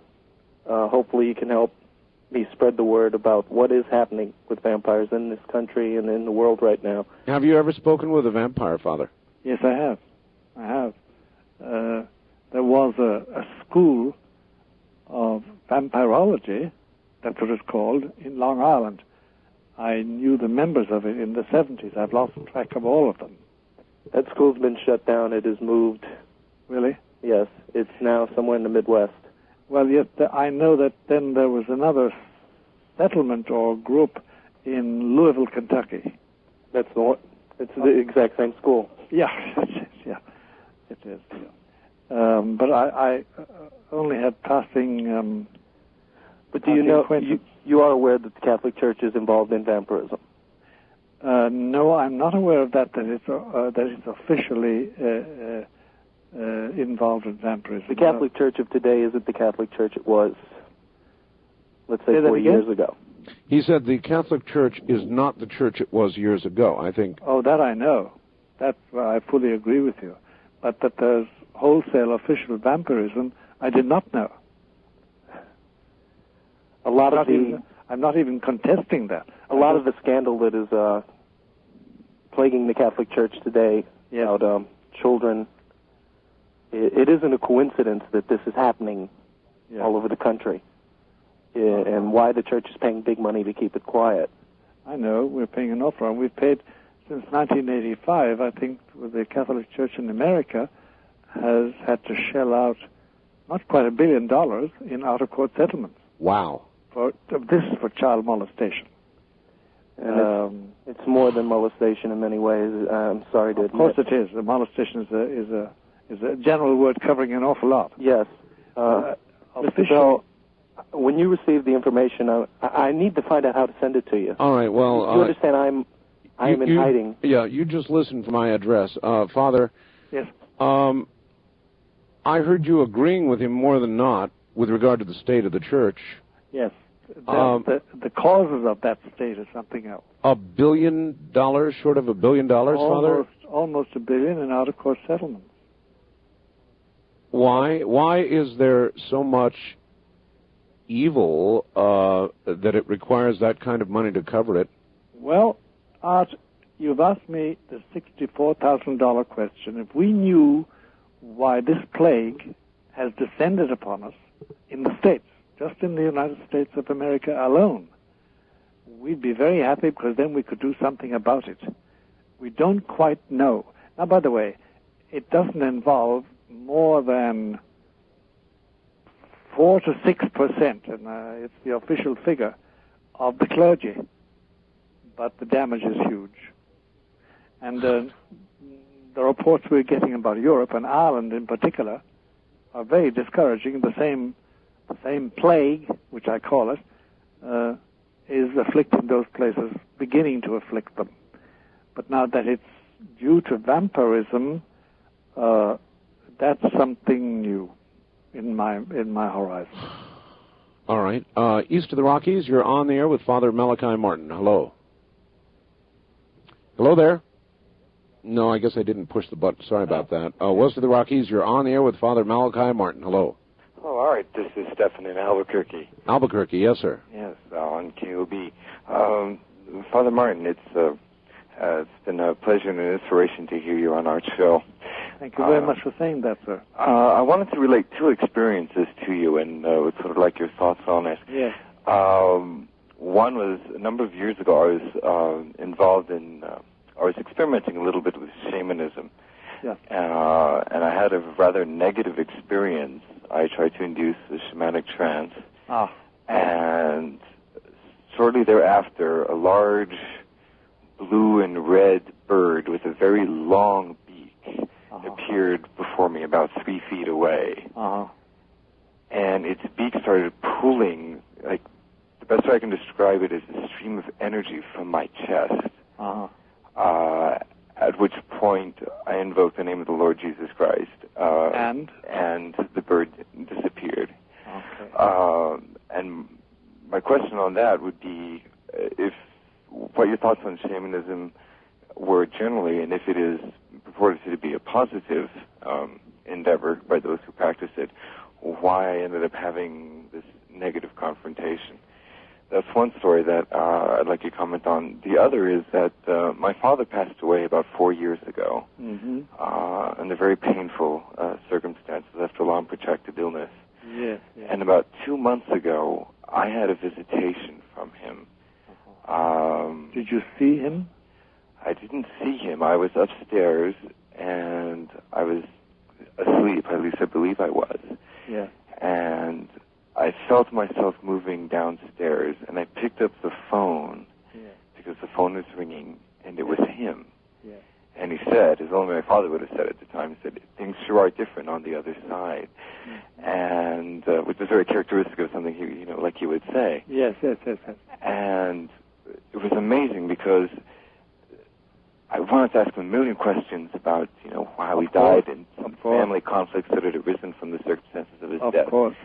And he said, I don't have time to talk, but just be true to yourself, be happy with who you are, and I'll talk again later. All right, Father, from that, I would ask you, do people communicate with people who have passed on? Do they really communicate with them, or is this a concoction of their own needs in their own mind? If it were merely a question of being a concoction of their own needs in their own mind, that would be one thing. At least it's innocent. The difficulty is this, that our friend here from Albuquerque, who's been very frank talking to us, he endeavored to practice shamanism, and shamanism is an open door to the middle plateau, and that middle plateau is dominated by spirits not friendly to our souls, and they can deceive us, and we can be hoaxed without our knowing it. And especially when it's a question of somebody we love, like my father, or my mother, or my sister, or my brother, or my friend, my wife, my husband, I can be deceived. And there's only one sure way of avoiding being hoaxed, and that is submitting it all to a very sharp rule of discernment, which would take a long time to explain right here and now, but it's spiritual discernment, because anything touching the spirit, and this I say also to our friend in Albuquerque, anything touching the human spirit, anything invading my soul, my will and intellect, that's how my soul has got to, is of prime importance, because I'm sitting duck for angels and devils, and I must make my choice, and I must be careful what friends I make. And I would advise him to be very careful about practicing shamanism. He had one experience which was a warning to him, and obviously he's protected. Otherwise, that bird would have tore his heart out. All right. You're on the air with Father Malachi Martin. Good morning. Yes, sir. Good morning. You know the man who calls about the vampirism and all that? Yeah, he called a little while ago, yes. Back in the 70s, I used to take a lot of hallucinogenics, acid. Yep. Yeah. And one night a vampire was in the corner of the living room up by the ceiling and hit me like in seconds. And ever since then, I've had a form of sexual obsession that, I mean, I've studied the Bible, but Father Malachi, I know the verse where you're ever learning, but you never come to the knowledge of God. Yes. And it's like I cannot break away from this. I mean, I know the Bible inside and out. No. I would advise you to seek out an exorcist, because what you describe is a form of obsession, demonic obsession. It's not quite possession. Well, otherwise you couldn't be talking like you talk. That incident happened like in a matter of seconds. Oh, yes. You know what I mean? I could see that thing in the corner by the ceiling, and it hit me, and I knew it had hit me. It's instantaneous. It takes just a moment of time. And then that other problem developed, and to this day I have that problem. I know I've even prayed to God and said, I know you this is horrific, but I can't. Until you get rid of that obsession, and the only way you get rid of that is by means of an exorcist, really. And but that sounds so drastic. You know what I mean? An exorcism? Well, it's not drastic in your case, because you're not resisting it. It's a question I've been to psychologists, psychiatrists. Oh, there's no healing there at all. All psychologists and psychiatrists will do for you, my friend, is this. They will make you viable. Do you know what I mean? You'll be able to carry on. But that's about what they told me. Yeah, there's no healing. You learn to live with. Yeah, they don't heal you.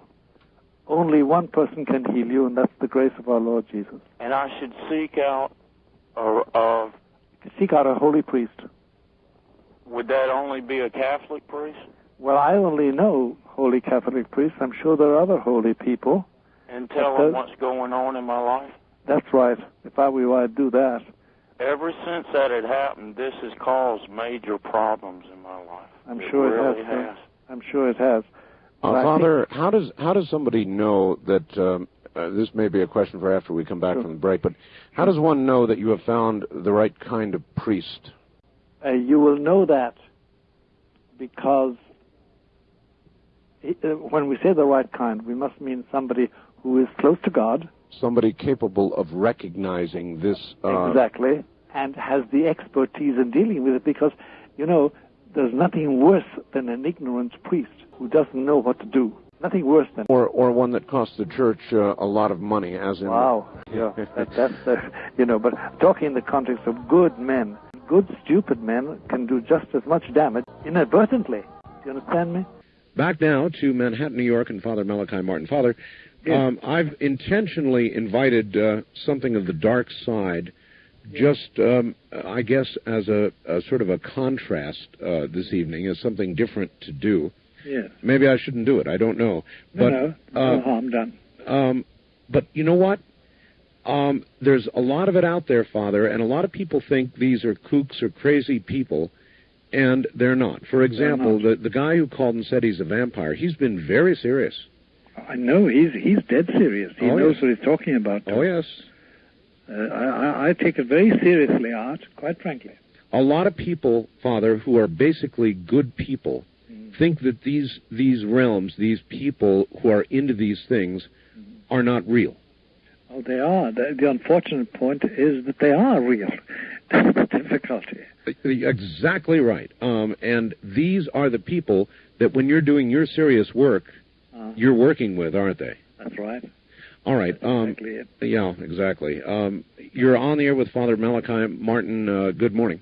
Good morning. Thank you for having me. Sure. Where are you? I'm in the low desert, and my name is Debbie. Okay. Dr. Malachi, I believe in both the dark and light, and that they should be together and not split apart like the Catholics have done. And I just wondered, in your studies, I study astrology and not the esoteric kind, and at the time of change, like the one that happened just before Jesus was born, there were big floods for a few years, and about 10 times as many years there were droughts. And I wondered if in your studies there has been reference to that, because most of the references were lost when the library was burned at Alexandria. There are references. There is a set of men called the Church Fathers, and they lived between 100 AD and 600 AD, taken those as cliché dates. And their writings are considered to be very valuable for Christianity, and they do speak about such things. They speak about such climatic changes, climatological changes, I should say, and calamities of various kinds with water and earthquakes, and mainly floods and volcanoes. They do. You're right. I'm curious about something you said, ma'am. You said you work with the dark and the light. How do you do that? Well, I don't separate it. I think that both are a natural part of our environment. And so, and in fact, I'm really worried about some tendencies with the new age. I'm glad people are trying to get in touch with themselves, but I'm sure the doctor knows that a lot of the people who are learning channeling from other people who don't really know anything seem to have more contact with things that the Catholics would call incubus and succubus than they are with having contact with anything that would give us valid information. And I just, in that vein, I wonder if he's had to cure a number of people who, well, there are people who say once you open the door, it's really hard to get it shut. And I think these people, in their innocence and wanting to see just the good and the light and the happy, aren't looking at what they're doing. I know, you're right. There is a lot of innocent mistakes there, which end up in a lot of pain. I think that if we could have a long conversation, which we can't have tonight anyway, when you say you work with the dark and the light, those are traditional things within Christianity itself. Oh, absolutely. I grew up in a Christian household. I know. And by the way, there's a balance beyond the union of dark and light, to which I'm sure you have come to or will come to. Sir, when I was a child, the people who worked with the person that was the missionary in our town who had been to India accused me of being bodhisattva. So I kind of look at everything because I'm supposed to be here to look at the whole picture. Well, the role of bodhisattva is, has a, I don't know how to put this, but it has a parallel within Christianity itself. A bodhisattva is just... Wasn't that the John the Baptist?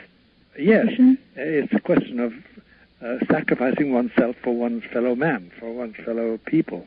There's nothing disruptive or evil about the bodhisattva, in my view, at all. Thank you very much. It must be understood very carefully. Well, I hope you feel better. Well, thank you. I really appreciate you letting me talk. All right.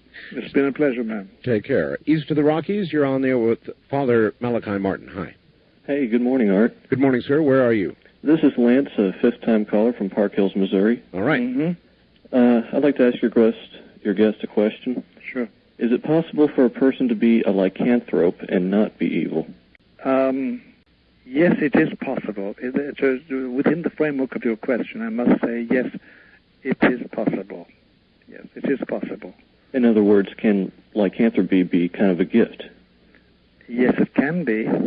And like everything else, it can have a good purpose or an evil purpose. Father, would you get a little bit away from the phone for me? I'm sorry, pardon me. It's all right. I haven't spoken with a man with this outlook for quite a while, and I got excited. Well, let me understand, because I don't understand what he just said. So would you explain lycanthropy to Art? Well, lycanthropy, the definition you'll find in most dictionaries is the delusion a person suffers that they believe that they're either a wolf or a werewolf. That's you? Not by that definition. No, that's not his. Let's see. I don't know how to describe it in my terms. Well, do the best you can. Tell us what you think you are or what you feel. Well, it's mostly in dreams. I don't believe in werewolves in like the real world or anything. Yes. But I've had lycanthropy in my dreams.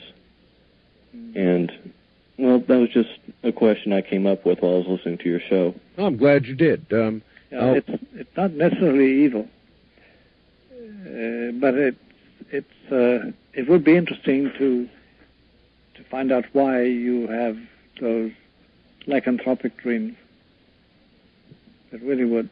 Do you want to know, caller? Yes. If he can answer that. How does he find out, Father?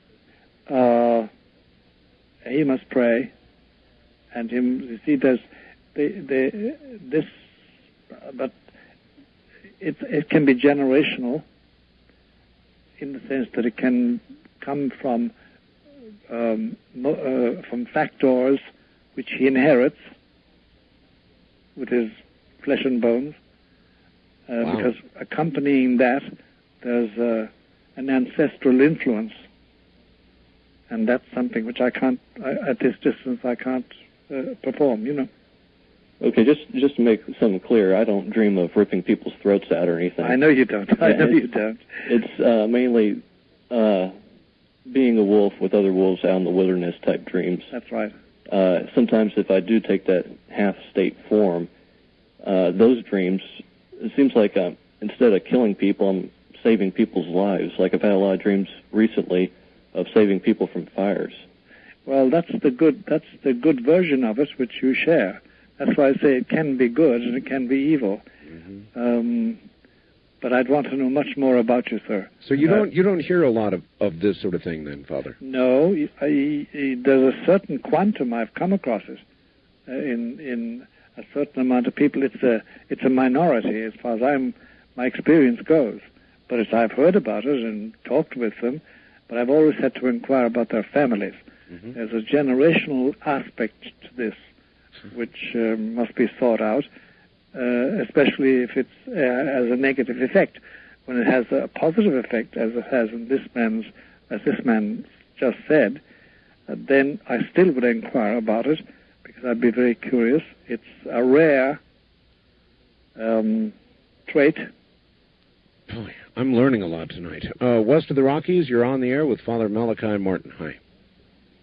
Hello. Oh, it's me. Oh, hi. Yes, hi. Where are you? San Francisco. Okay. And my name is Tiziana, and I'm a first-time caller, and it's an honor to speak with both of you. Thank you. I had my question for Father Martin is that I needed some advice on how to respond to my 5-year-old daughter's question. And namely, she came to me and asked me with quite a serious and inquisitive tone and said, Mom, why when I'm alone I feel like there's someone watching me? And additionally, before she even asked me the question, I just intuitively knew that she was going to ask me that specific question. And maybe I could attribute this to the fact that I'm also quite sensitive, and I've had episodes where I've been intuitive or, I don't know, psychic, whatever you want to name it. And I also have felt that I have been watched, or I feel someone's watching me. And in particularly, I felt it strongly when my sister had passed away, and it was during a traumatic time in my life. And what I did during those times is just naturally, I just kind of called out to God, to Jesus, and I felt at ease. Now, I don't think that my daughter's experiencing the same thing as I am. And when she asked me this question, I didn't want to put words in her mouth, and I was kind of like caught off guard, and I just told her to describe to me what it is that she was feeling. Was this an animal? Was it a person? And she kind of like tried to grasp for words, and she thought, and she goes, well, I think it could be my guardian angel. And I says, well, your guardian angel is there to protect you, and it's there to guide you, and what do you feel? What does it talk to you? She goes, no, I just feel like I have to run, and I'm afraid. I have to run? Yes. That's not necessarily good. No, that's not. And then what has happened, I guess, we're going through some traumatic times. There's in the family? Yes, there's been an illness with an aunt, and also my brother has just been diagnosed with cancer, and so I guess I thought maybe she's just feeling all the stresses of what's going on, but she has been coming into sleep in my bed after she's 5 years old, after a long period of time, and I thought, I could tell she's probably stressed about something, and I don't know if I should take this seriously, or if it's just a fluke, or could she possibly be feeling, because she's very sensitive, and she's extremely bright, all right, very artistic. Okay, ma'am, hold on a moment. I don't know what you think, Art. Can we talk? Yes. We have time? We do. I would guess, Father, that if this child is feeling something she feels she has to run from, that doesn't sound like a guardian angel to me. No, it doesn't. It sounds she's frightened. But the only way to approach her in this matter would be to get her confidence. Yes. How would I go about doing that? Well, I think you'd want closer bodily association with her, like lying in bed together. Yes. Eating together. and then talking about objective things together and describing things. Or if you come across some flowers, say what you feel about those flowers and get it to come out like that slowly but surely. Then, does she say any prayers? Oh, yes. Good. We're Catholic, and we go to church, and we say our prayers at night. And I'll tell you, I'd like to send you something for that child, the Chaplet of St. Michael. But that's rather difficult at the present moment because I haven't got an address. And I don't want you to be broadcasting your address over the air. Why don't we do it the other way around, Father, and give her a way to contact you? Yes, well, the way to do it would be my address. My address for the radio is 217 East 66th Street. Did you say 217 East? Yes. 66th? East 66th Street, New York, 10021. And when you write, I want to give you a nickname, Teresa. Teresa, yes. So say, I am the person you call Teresa. Okay. And I'll know who we're talking about. Okay. All right? Great. Thank you so much. I just feel so much at ease now. God bless you. Take care, and thank you very much for the call. Repeat your address good and slowly, Father, because... Yes, I will. 217 East 66th Street, New York, 10021. Good. All right. First-time caller line. You're on the air with Father Malachi Martin. Oh, it's an honor, Art. Thank you. Sure. Father Malachi, years ago in my family, we met a man that was healer. And he said he didn't do the healing, but God did. Mm-hmm. And he healed me of ulcers, so I knew, and it happened instantaneously.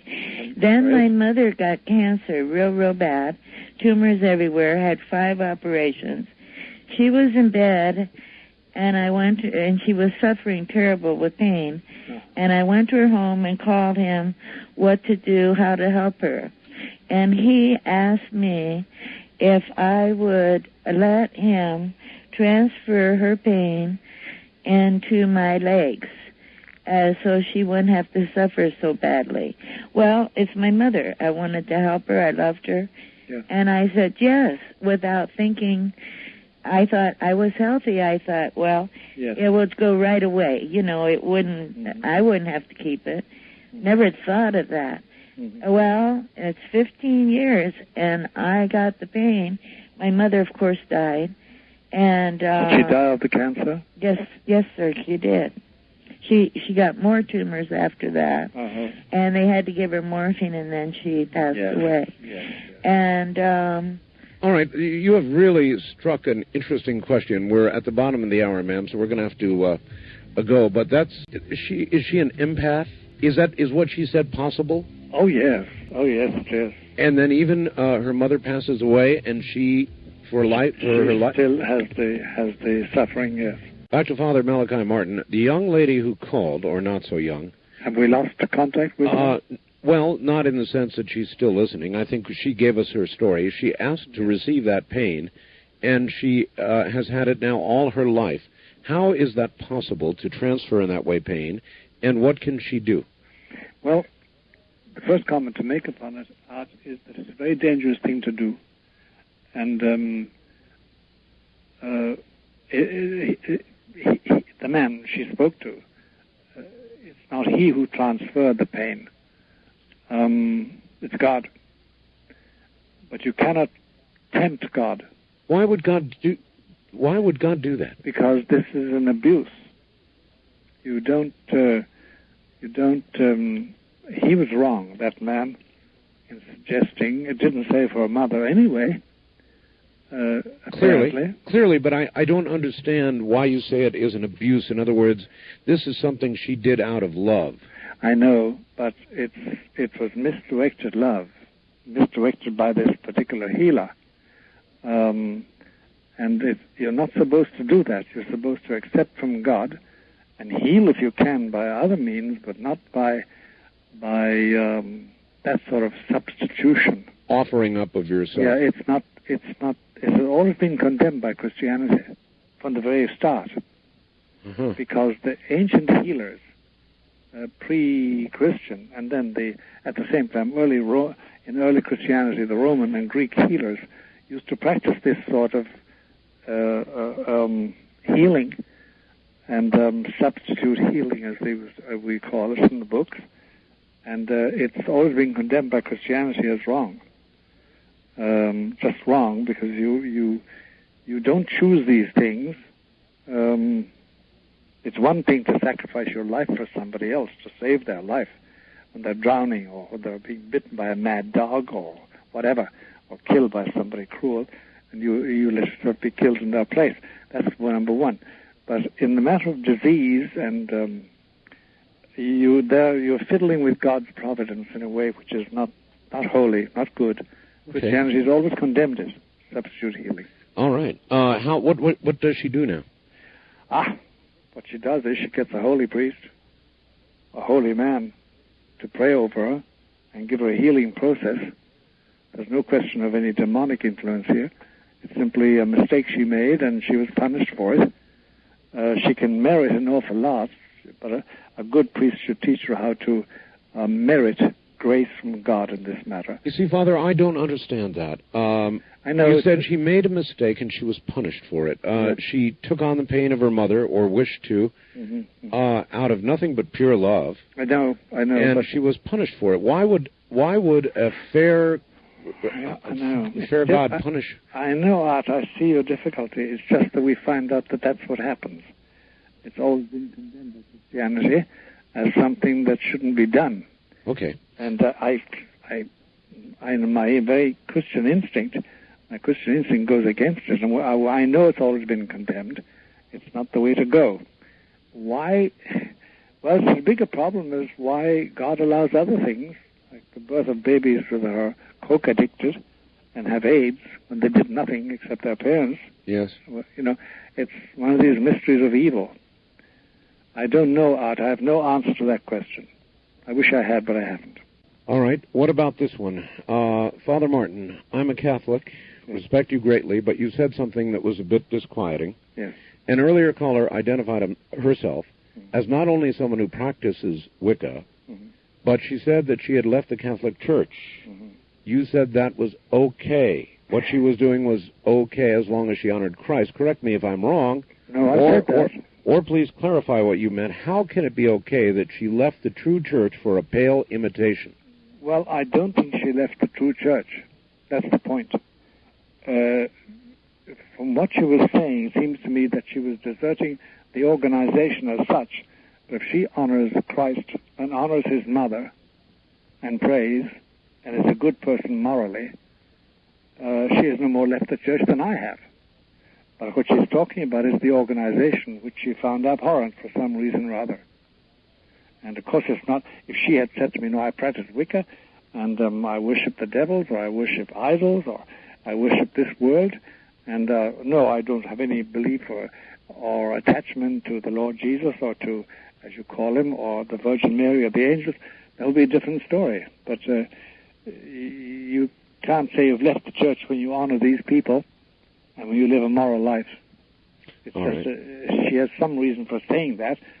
I know so many people out who will tell me, I absolutely hate the Catholic Church's organization, its clergy, its bishops, its garbage. And then I find that they're very good people. It's just that something bad hit them. They were maltreated, or unjustly treated, or they were scandalized. And but they're still within the Church of Christ. He still loves them. They belong to him still. They don't have to be in the organization to be with him. Not absolutely. They should be. If through some accident, personal accidents, they exit from the formal connection with the organization, they still belong to Christ. All right. On my first-time caller line, you're on the air with Father Malachi Martin. Hi. Oh, Art. This is Keith from Atchison, Oklahoma. Yes, sir. You're going to have to speak up good and loud, Keith. Get into that phone and yell at us. I'm sorry. This is not a Stein Gene, just a portable. It's all right. Go right ahead. Listen, I've tried to get through to follow Malachi many times. I have many questions. I am an atheist. I am not a non-believer. Yes. I am not a bad person. I teach my son right from wrong. But I have many questions. Number one, I have a mentally retarded brother. Yes. Who has no understanding of right and wrong, who has no understanding of God and evil. Mm-hmm. Where is his place in immortality? Where is his place? Mm-hmm.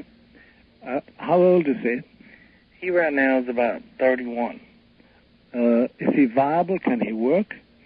Not really. So somebody must take care of him. Yes, my mother and father take care of him. I know. And when they go, somebody else must take care of him. Well, his place is, I suppose, takes the place of that. They asked Christ about somebody similarly afflicted in the gospel, and he said that such a person is the best, is one example of the way God lets things happen in this world. And the people said, well, is it because of his father or his mother that he's so punished? And he said, no. It's to manifest the power of God. It's a difficult thing to accept, but he has a place in the scheme of salvation. Okay, Father. I'm also a surgical nurse. Yes. And you would not believe the horrors we see coming in with young children that have been abused. I can believe it. I mean, I actually saw a 2-year-old that the father had taken the child and actually broken its back over its knee. Okay. You know, how do you explain that? I mean, well, you don't. There's a thing called evil. Mm-hmm. There's a thing called evil in this world, and evil runs rampant in certain families, and the suffering and the pain and the horrible experiences thrust on the weak and the helpless. It has only served always to drive me into the arms of my Lord, Jesus, and God. I know it exists, and I want to escape it, and I hope never to indulge in it or fall into it, and I hope to cure people practicing it, but that it's there is a fact of life. Mm-hmm. That's the world.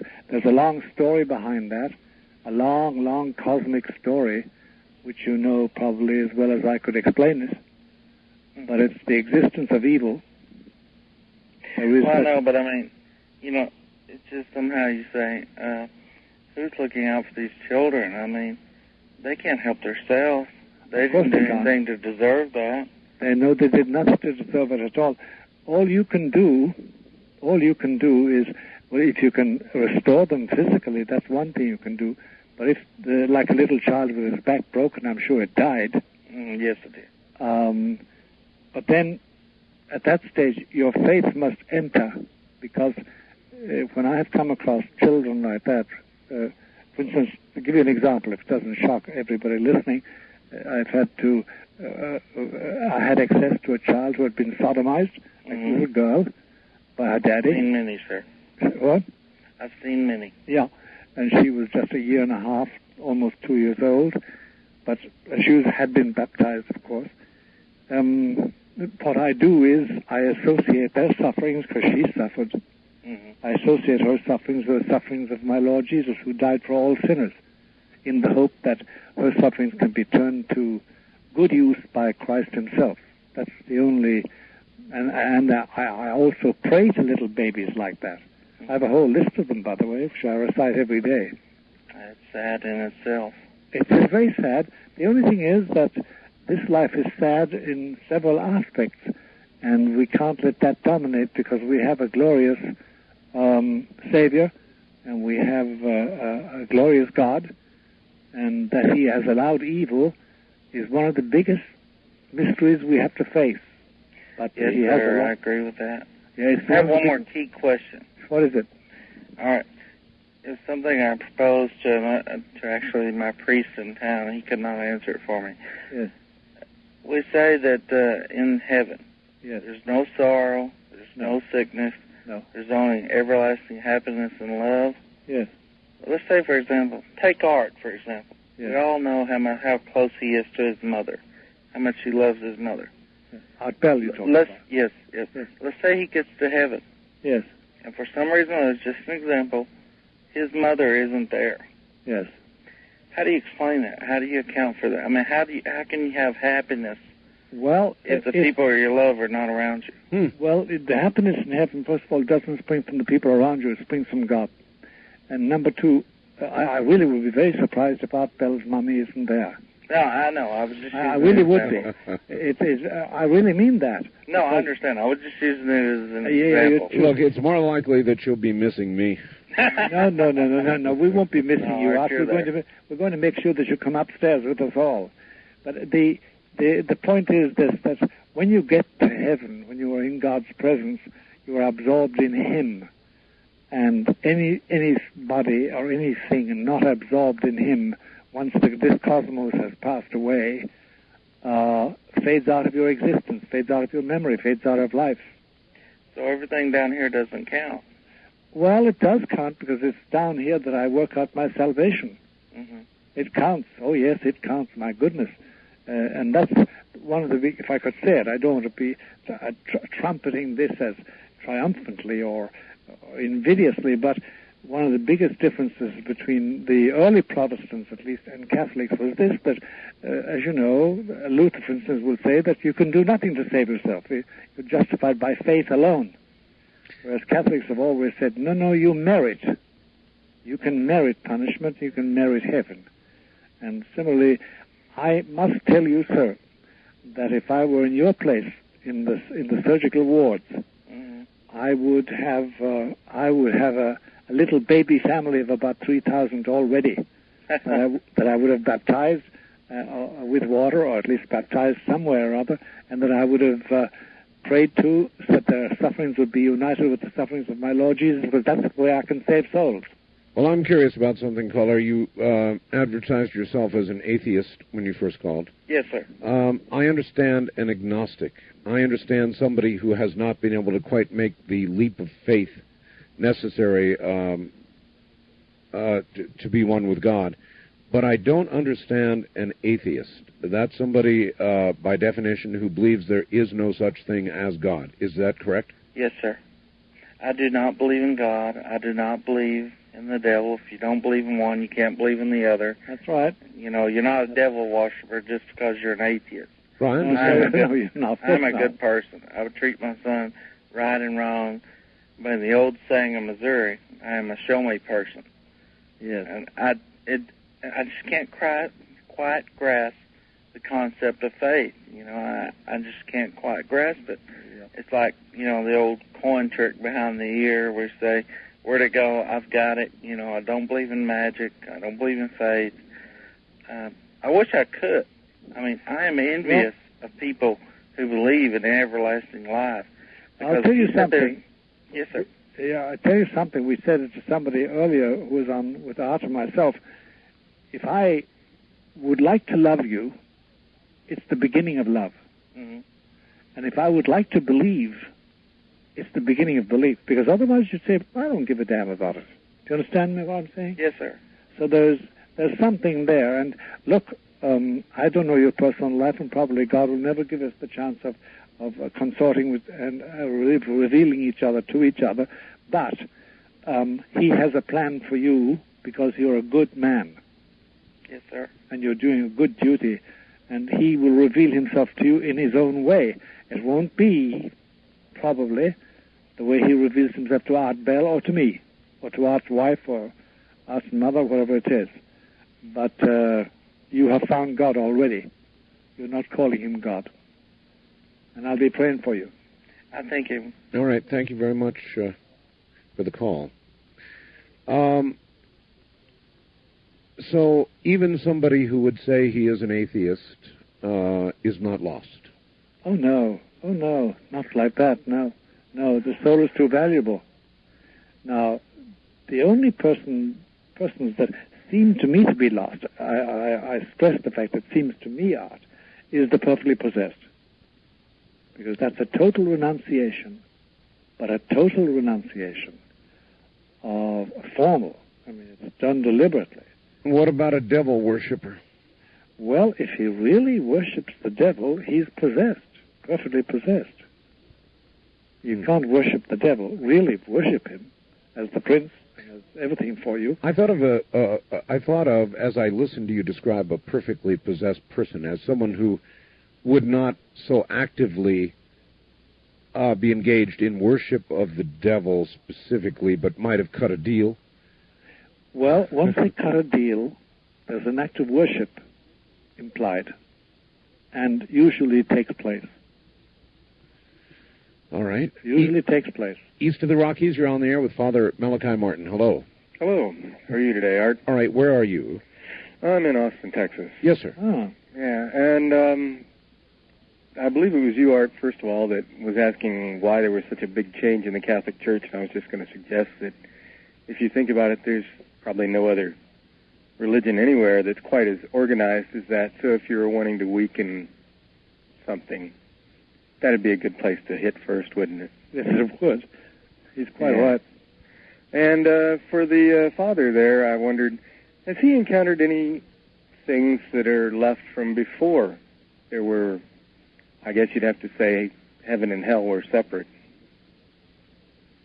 I really don't understand the question fully. Please. Things that were around before there was a world. Before there was a world? Yeah.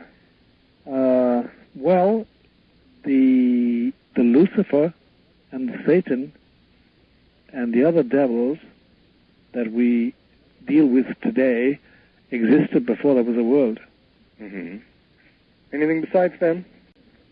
Yes. Yes? A whole lot of stuff for which we have no human names. Oh, now there's an answer I did not expect. Yeah. It's very hard. There's no name. We have no human names because we have no physical images. So we can't have human knowledge of it. It's very hard to explain this. And it does belong to the dimensional area of life, but not quite the tridimensional area that we know. See, if it doesn't bore you too much, here's the idea that the universe as we have it today is a reconstructed universe. Okay. Oh, look, this is... I'm going to ask both of you to hold on, and we'll pick up on this after the top of the hour, okay? This is too good to let go. So can everybody hold on? Sure. Certainly. All right, good. Both of you then. Back now to Father Malachi Martin in Manhattan. Father, how are you holding up? Fine. Could not be better, Art. All right. This was one of the most interesting questions or answers to a question I've heard. Caller, are you there? Yes, I am. All right. The question was, what was on earth, if anything, before man? Father, you said that Satan and his disciples were here, but you said there were others as well. Yes, I take it, Art, that the phrase you used just now, on earth, is just refers to the tridimensional existence that we know. Yes, by sir. Our senses. Yes, sir. Okay. Now, what impedes our mind's understanding the answer to Daniel from Austin's question, is the fact that our minds and our education has been geared, as it were, programmed on the idea of evolution, Darwin's evolution, the Darwinian idea of evolution. Mm-hmm. And it's a mythical idea, and it has nothing to do with reality, and doesn't explain reality. But it does. It's in our minds, and it blocks our intelligence. If you read, and I may seem to be rambling, Art, but I'm not really. If you read the first 12 chapters of Genesis, particularly the first 6 or 7 of them, mm-hmm. you will find that interlaced with the names and supposedly historical references,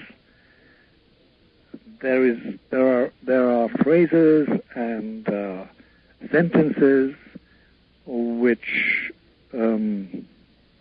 suppose the existence of beings for which we have no names.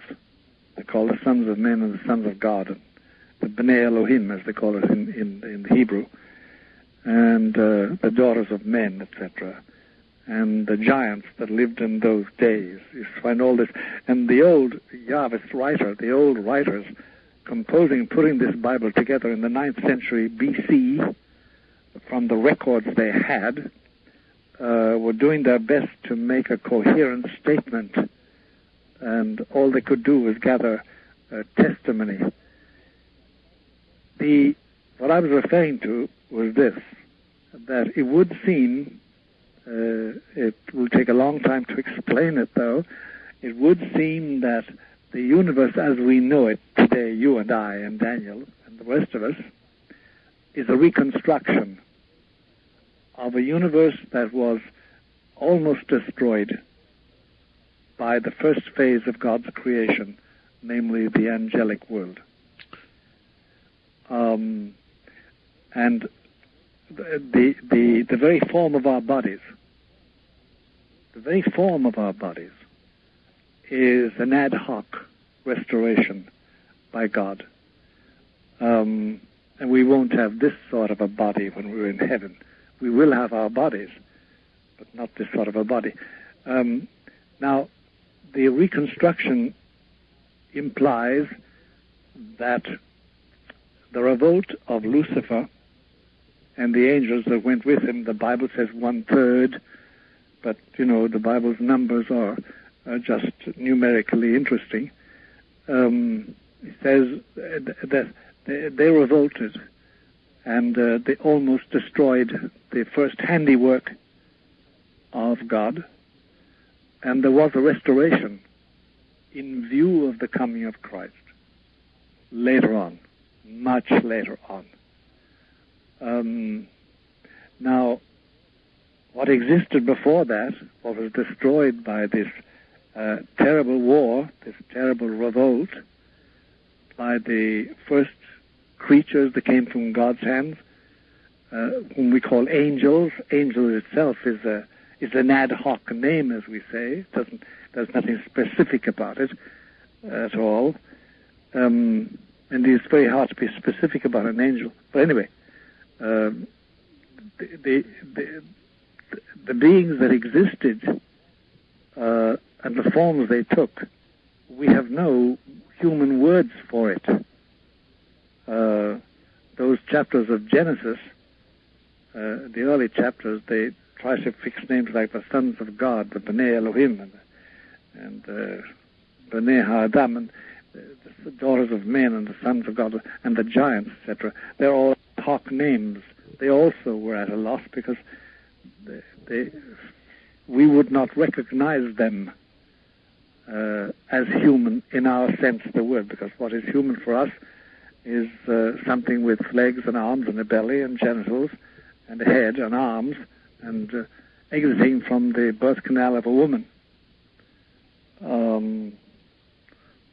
But then what we're left with, and where we can track it, but it's a difficult and a long tracking process, is this, that there is this middle plateau, which is the remnant of the old original created material cosmos, and that on that plateau, Lucifer and his crowd still function and will until the last day of this cosmos, when it's all blown away by the breath of Christ's mouth, and only heaven and hell exist. Now, that may not be much of an explanation, but at least it's the start. It's the first level of an expression or explanation of what I meant. Help you out, caller? I was wondering if you had very much problem dealing with those type of entities that are leftovers. If I stay with my protection, no. If I step outside my protection, yes, I have what can be literally called a hell of an amount of trouble. Okay. Wildcard line, you're on the air with Father Malachi Martin. Hello. Good morning. Good morning. Where are you, sir? My name is James. I'm from El Paso, Texas. El Paso? Yes, sir. I myself have been practicing Wicca for a number of years. Yes. And in growing up, I was around many people who had, I guess in one way or another, stepped into the occult. You know, my mother was into astrology. My father was part of the Rosicrucians back in the 70s. Yes, yes. And my wife was featured in a book called Something in the Blood. It was about vampiric lifestyles. Uh-huh. And in dealing with all that, I found on the market, you know, I read it quite a bit, and I found a void in books that deal with occult crimes. And so I am putting together a manuscript on a book, and I've researched occult crimes quite exhaustingly. And I have a question for you, Father. Yes. I found that many of the people who do commit these horrid crimes were tormented as children. You know, were probably picked on in school, had abusive parents. That's right. You're right there. Do you feel that perhaps, in your opinion, the devil or demons have been pushing at them since they were children, or is this something that the parents have pushed on and they have simply found an opening to grasp the soul of these people? The analysis, the only analysis for the moment that satisfies me, satisfies what I have found anyway, is as follows. You see, if you abuse a child, the child can take it one way or another. Now, supposing the child is, say, 4, 5, something like that, or even 6, but anyway, in that young age, out of infancy, but not quite in boyhood or youthhood, if they take it badly, they can fall under the influence of the demon.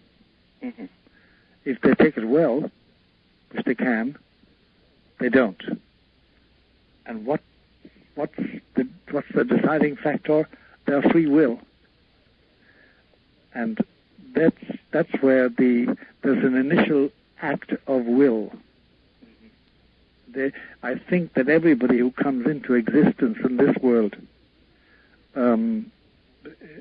sheer infancy is one thing, where you simply, your mother is your world, and her breasts are everything for you, and you just. But once you start getting any knowledge, any appreciation of the world outside you as outside you, there comes a moment, some stark personal moment, all by yourself, when you make a decision.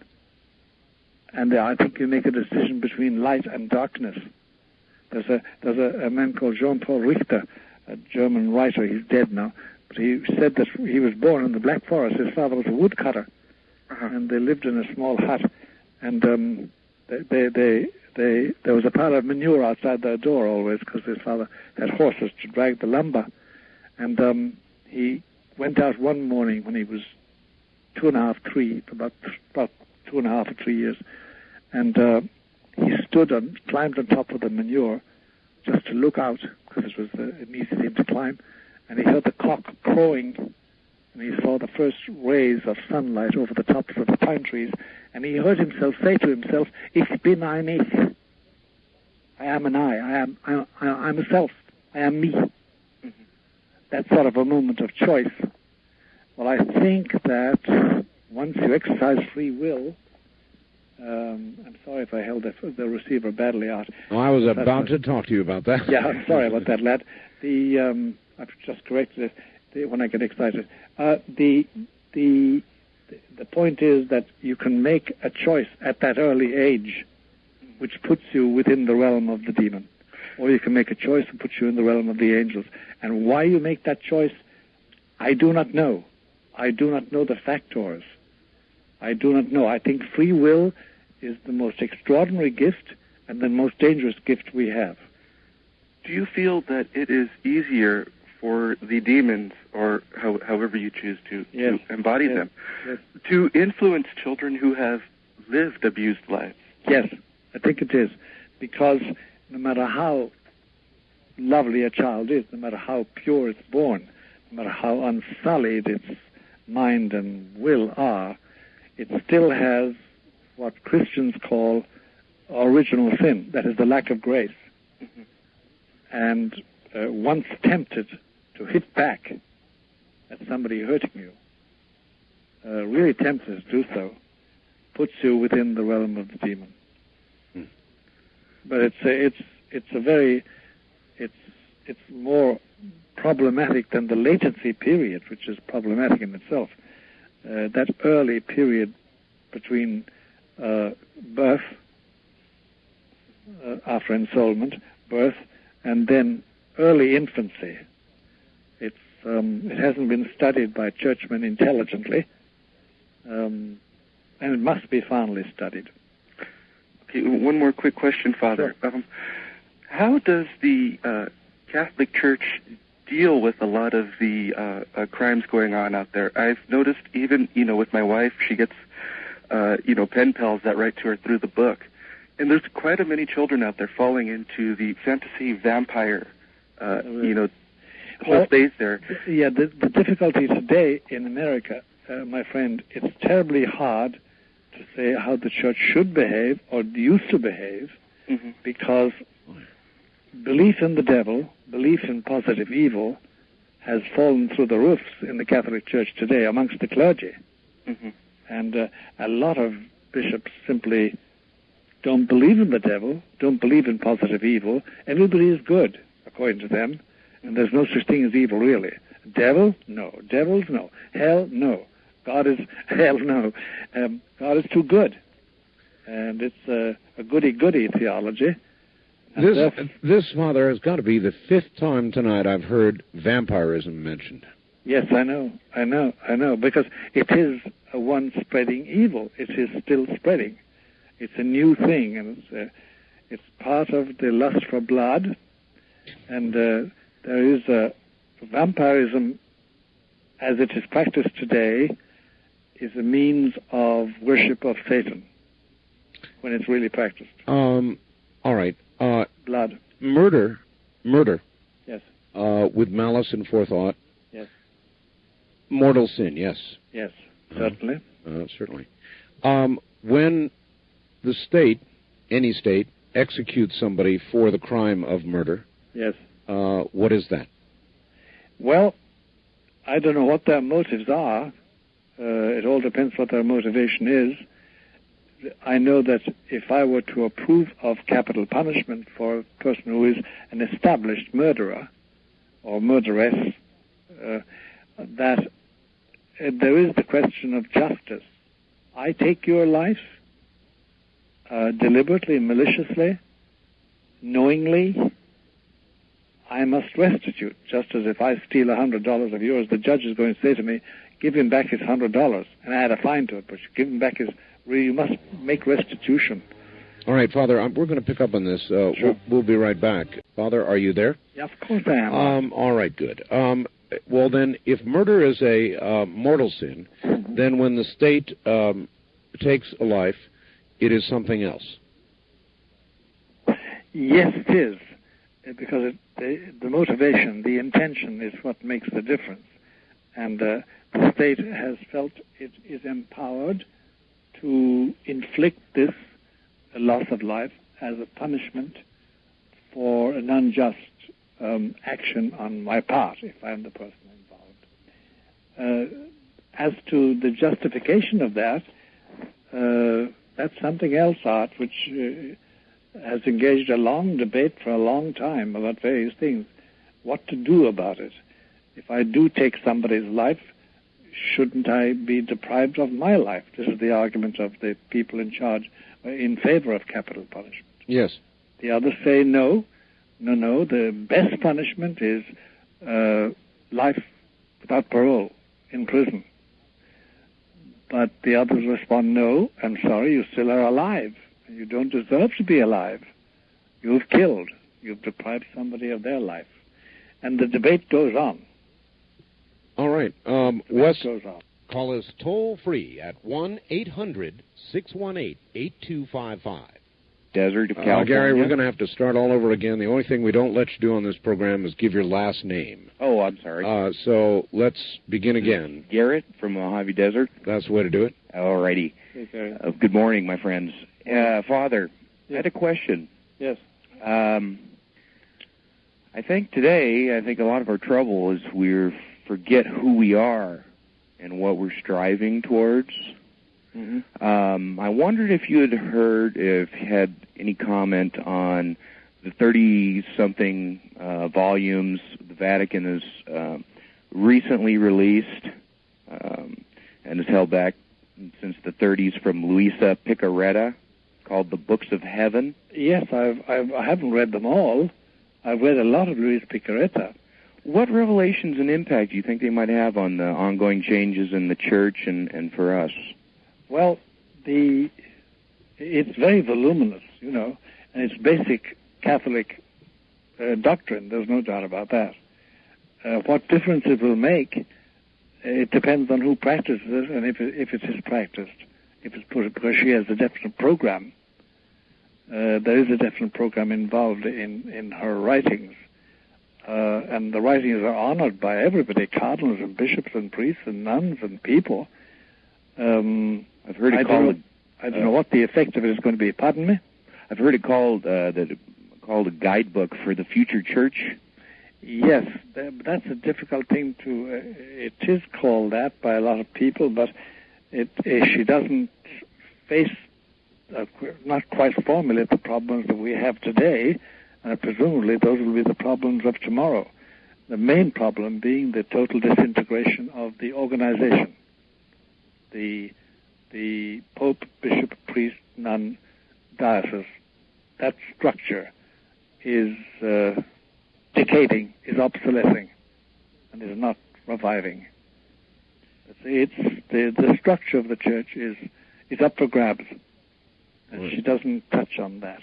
She does talk about the spirit of the church, and she does talk about the call to holiness and the reasons for striving for holiness and the rules for it, but the precise difficulty we're passing through, she doesn't deal with. Is it true that she lived on the Eucharist for 60-some years alone? Yes, this was without verified. eating any food? Yes, this was verified, but she's not the first one. Teresa of Connorsouth was the same thing, and the Nazis certified that because they didn't believe it, and they isolated her, and she lived right through it all with the same food only, just the host, the consecrated host. So Luis Picaretta, but it's not the first time in history, and it won't be the last. Yes. All right. Thank you, Father. It's very inspiring. Yes. All right. Thank you very much, caller, and take care. This is the end of side one. Please leave the cassette exactly where it is. Good morning, gentlemen. Morning. I have a couple of questions for Father Malachi. The first one is I'm a Christian, and but I love Art Bell. Uh-huh. And we share that common love. And so many people think that they're contradictory to one another. Like, I'm not saying so much of Art's philosophies are just like mine. Like, I'm not saying there are aliens. I haven't seen any. I know Art's seen a couple of somethings now, but I haven't even been that lucky. But I still hold open the possibility that they're there. And why is that contradictory with Christianity by so many people's standards? Do you have any idea? You better formulate that question, Pierre. Well, I can formulate it. In other words, why is it so contradictory to Christian theology that there may be others? I mean, here we're discovering some form of life, microbial, albeit at Mars. Yes. There may be life on Jupiter. Life is beginning to look to be very common, not uncommon, and yet the concept is rejected by fundamentalist Christians. Well, they shouldn't reject it.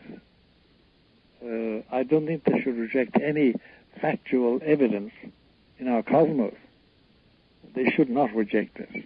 And I don't think my church officially is guilty of that. In fact, they seem to be leaning the other way, really, too much in certain areas. But no, nobody should reject any sign of life. Yeah, I agree with you. I'm Keith in Columbia, Missouri, too. I'm sorry, I forgot. But my other question is, Father Malachi, I've recently been doing this Bible study that comes up with the Catholic Church as being the Antichrist. Yes, I know. And I'm sure you've heard these questions. My first introduction to when I was down in Missouri was that somebody told me that the Pope was the Red Lady of the Mediterranean, and that we were plotting the downfall of all the nations. Well, there's a bunch of things to think about other than that. For one, for just a couple of simple, fast things.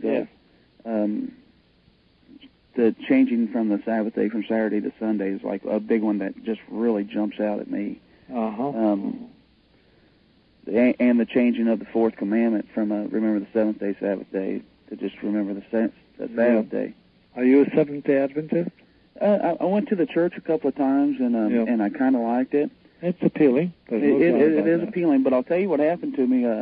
Is I had a dream one night that the preacher came to my house and was going to talk to me and the wife and son. He said, "Pardon me while I go in the other room and get ready." When he come back, he had this thing around his neck, and that was all he had on.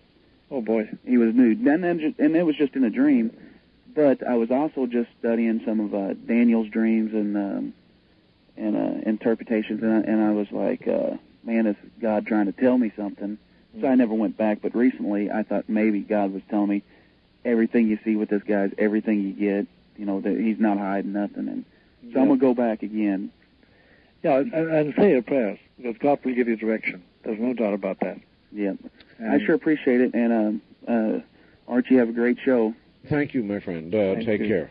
Father, I have a question for you. Sure. It concerns the Vatican's intense, almost obsessive interest with astronomy. Yes.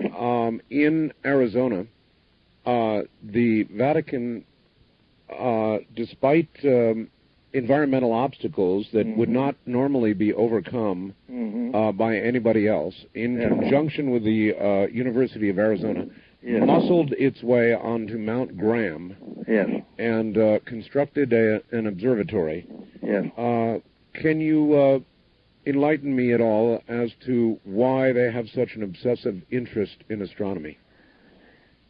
Yes, I can. In general terms, Art. The reason is this. They've always had this, by the way. They've always had an observatory. Not always. It dates from about the 9th century A.D. But there's intense interest now in astronomy because of the contents of some of the secret revelations they claim were made in this century about the near future, involving the stars, involving astronomical data. It's about as general a statement as I'd be allowed to make. Oh, I think I can read that one quite well. Okay, I'm sure you cannot. But there definitely is an interest because they're looking for the evidence they need to decide that certain things must be done. I understand, and I appreciate the answer, too. Wildcard Line, you're on the air with Father Malachi Martin. Hello. Hi, my name's Nick. I'm in Albuquerque. Hi, Nick. I had a question for Father Malachi Martin. I've always been really intrigued with this passage in Genesis. It's Genesis 6:4, where they make reference to the Nephilim. Yes. And in the Bible it says that they took notice of the daughters of the earth. That's right. And that they then proceeded to have intercourse, and that's right. And then they gave birth to the giants. To giants, and that.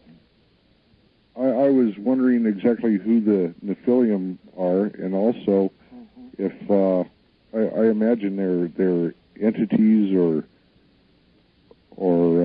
it refers to them as the true sons of God. Nick, we touched on this in an earlier hour with another caller. Yes. And you probably heard that part of it. Yes. It's again, it's the analysis of what really happened in the beginning. Right. In the beginning. And as I said to Art and the caller then, we have no names. You see, look, when you and I want to describe something, even when we talk about, say, the men from Mars, or little green men landing in Roswell, New Mexico in 1947, we always configure them with legs and arms and a nose and eyes, some sort of body like ours, you know? Right. We're extremely limited, actually, in what we can imagine, because we have either got men, human beings, or we've got animals. Right.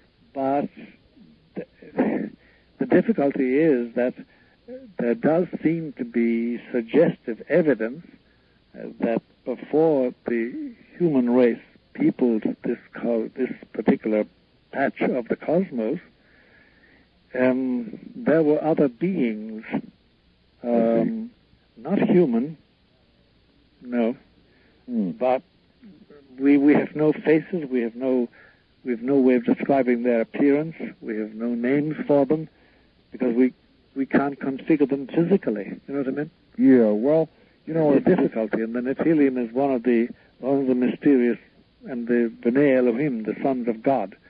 They're all very, very shadowy figures in those first chapters of Genesis. Right. Well, if God populated this planet with humans, is there the possibility that Satan or Lucifer populated other planets with their concept, and could they possibly be the aliens we're encountering at this time? Yes, the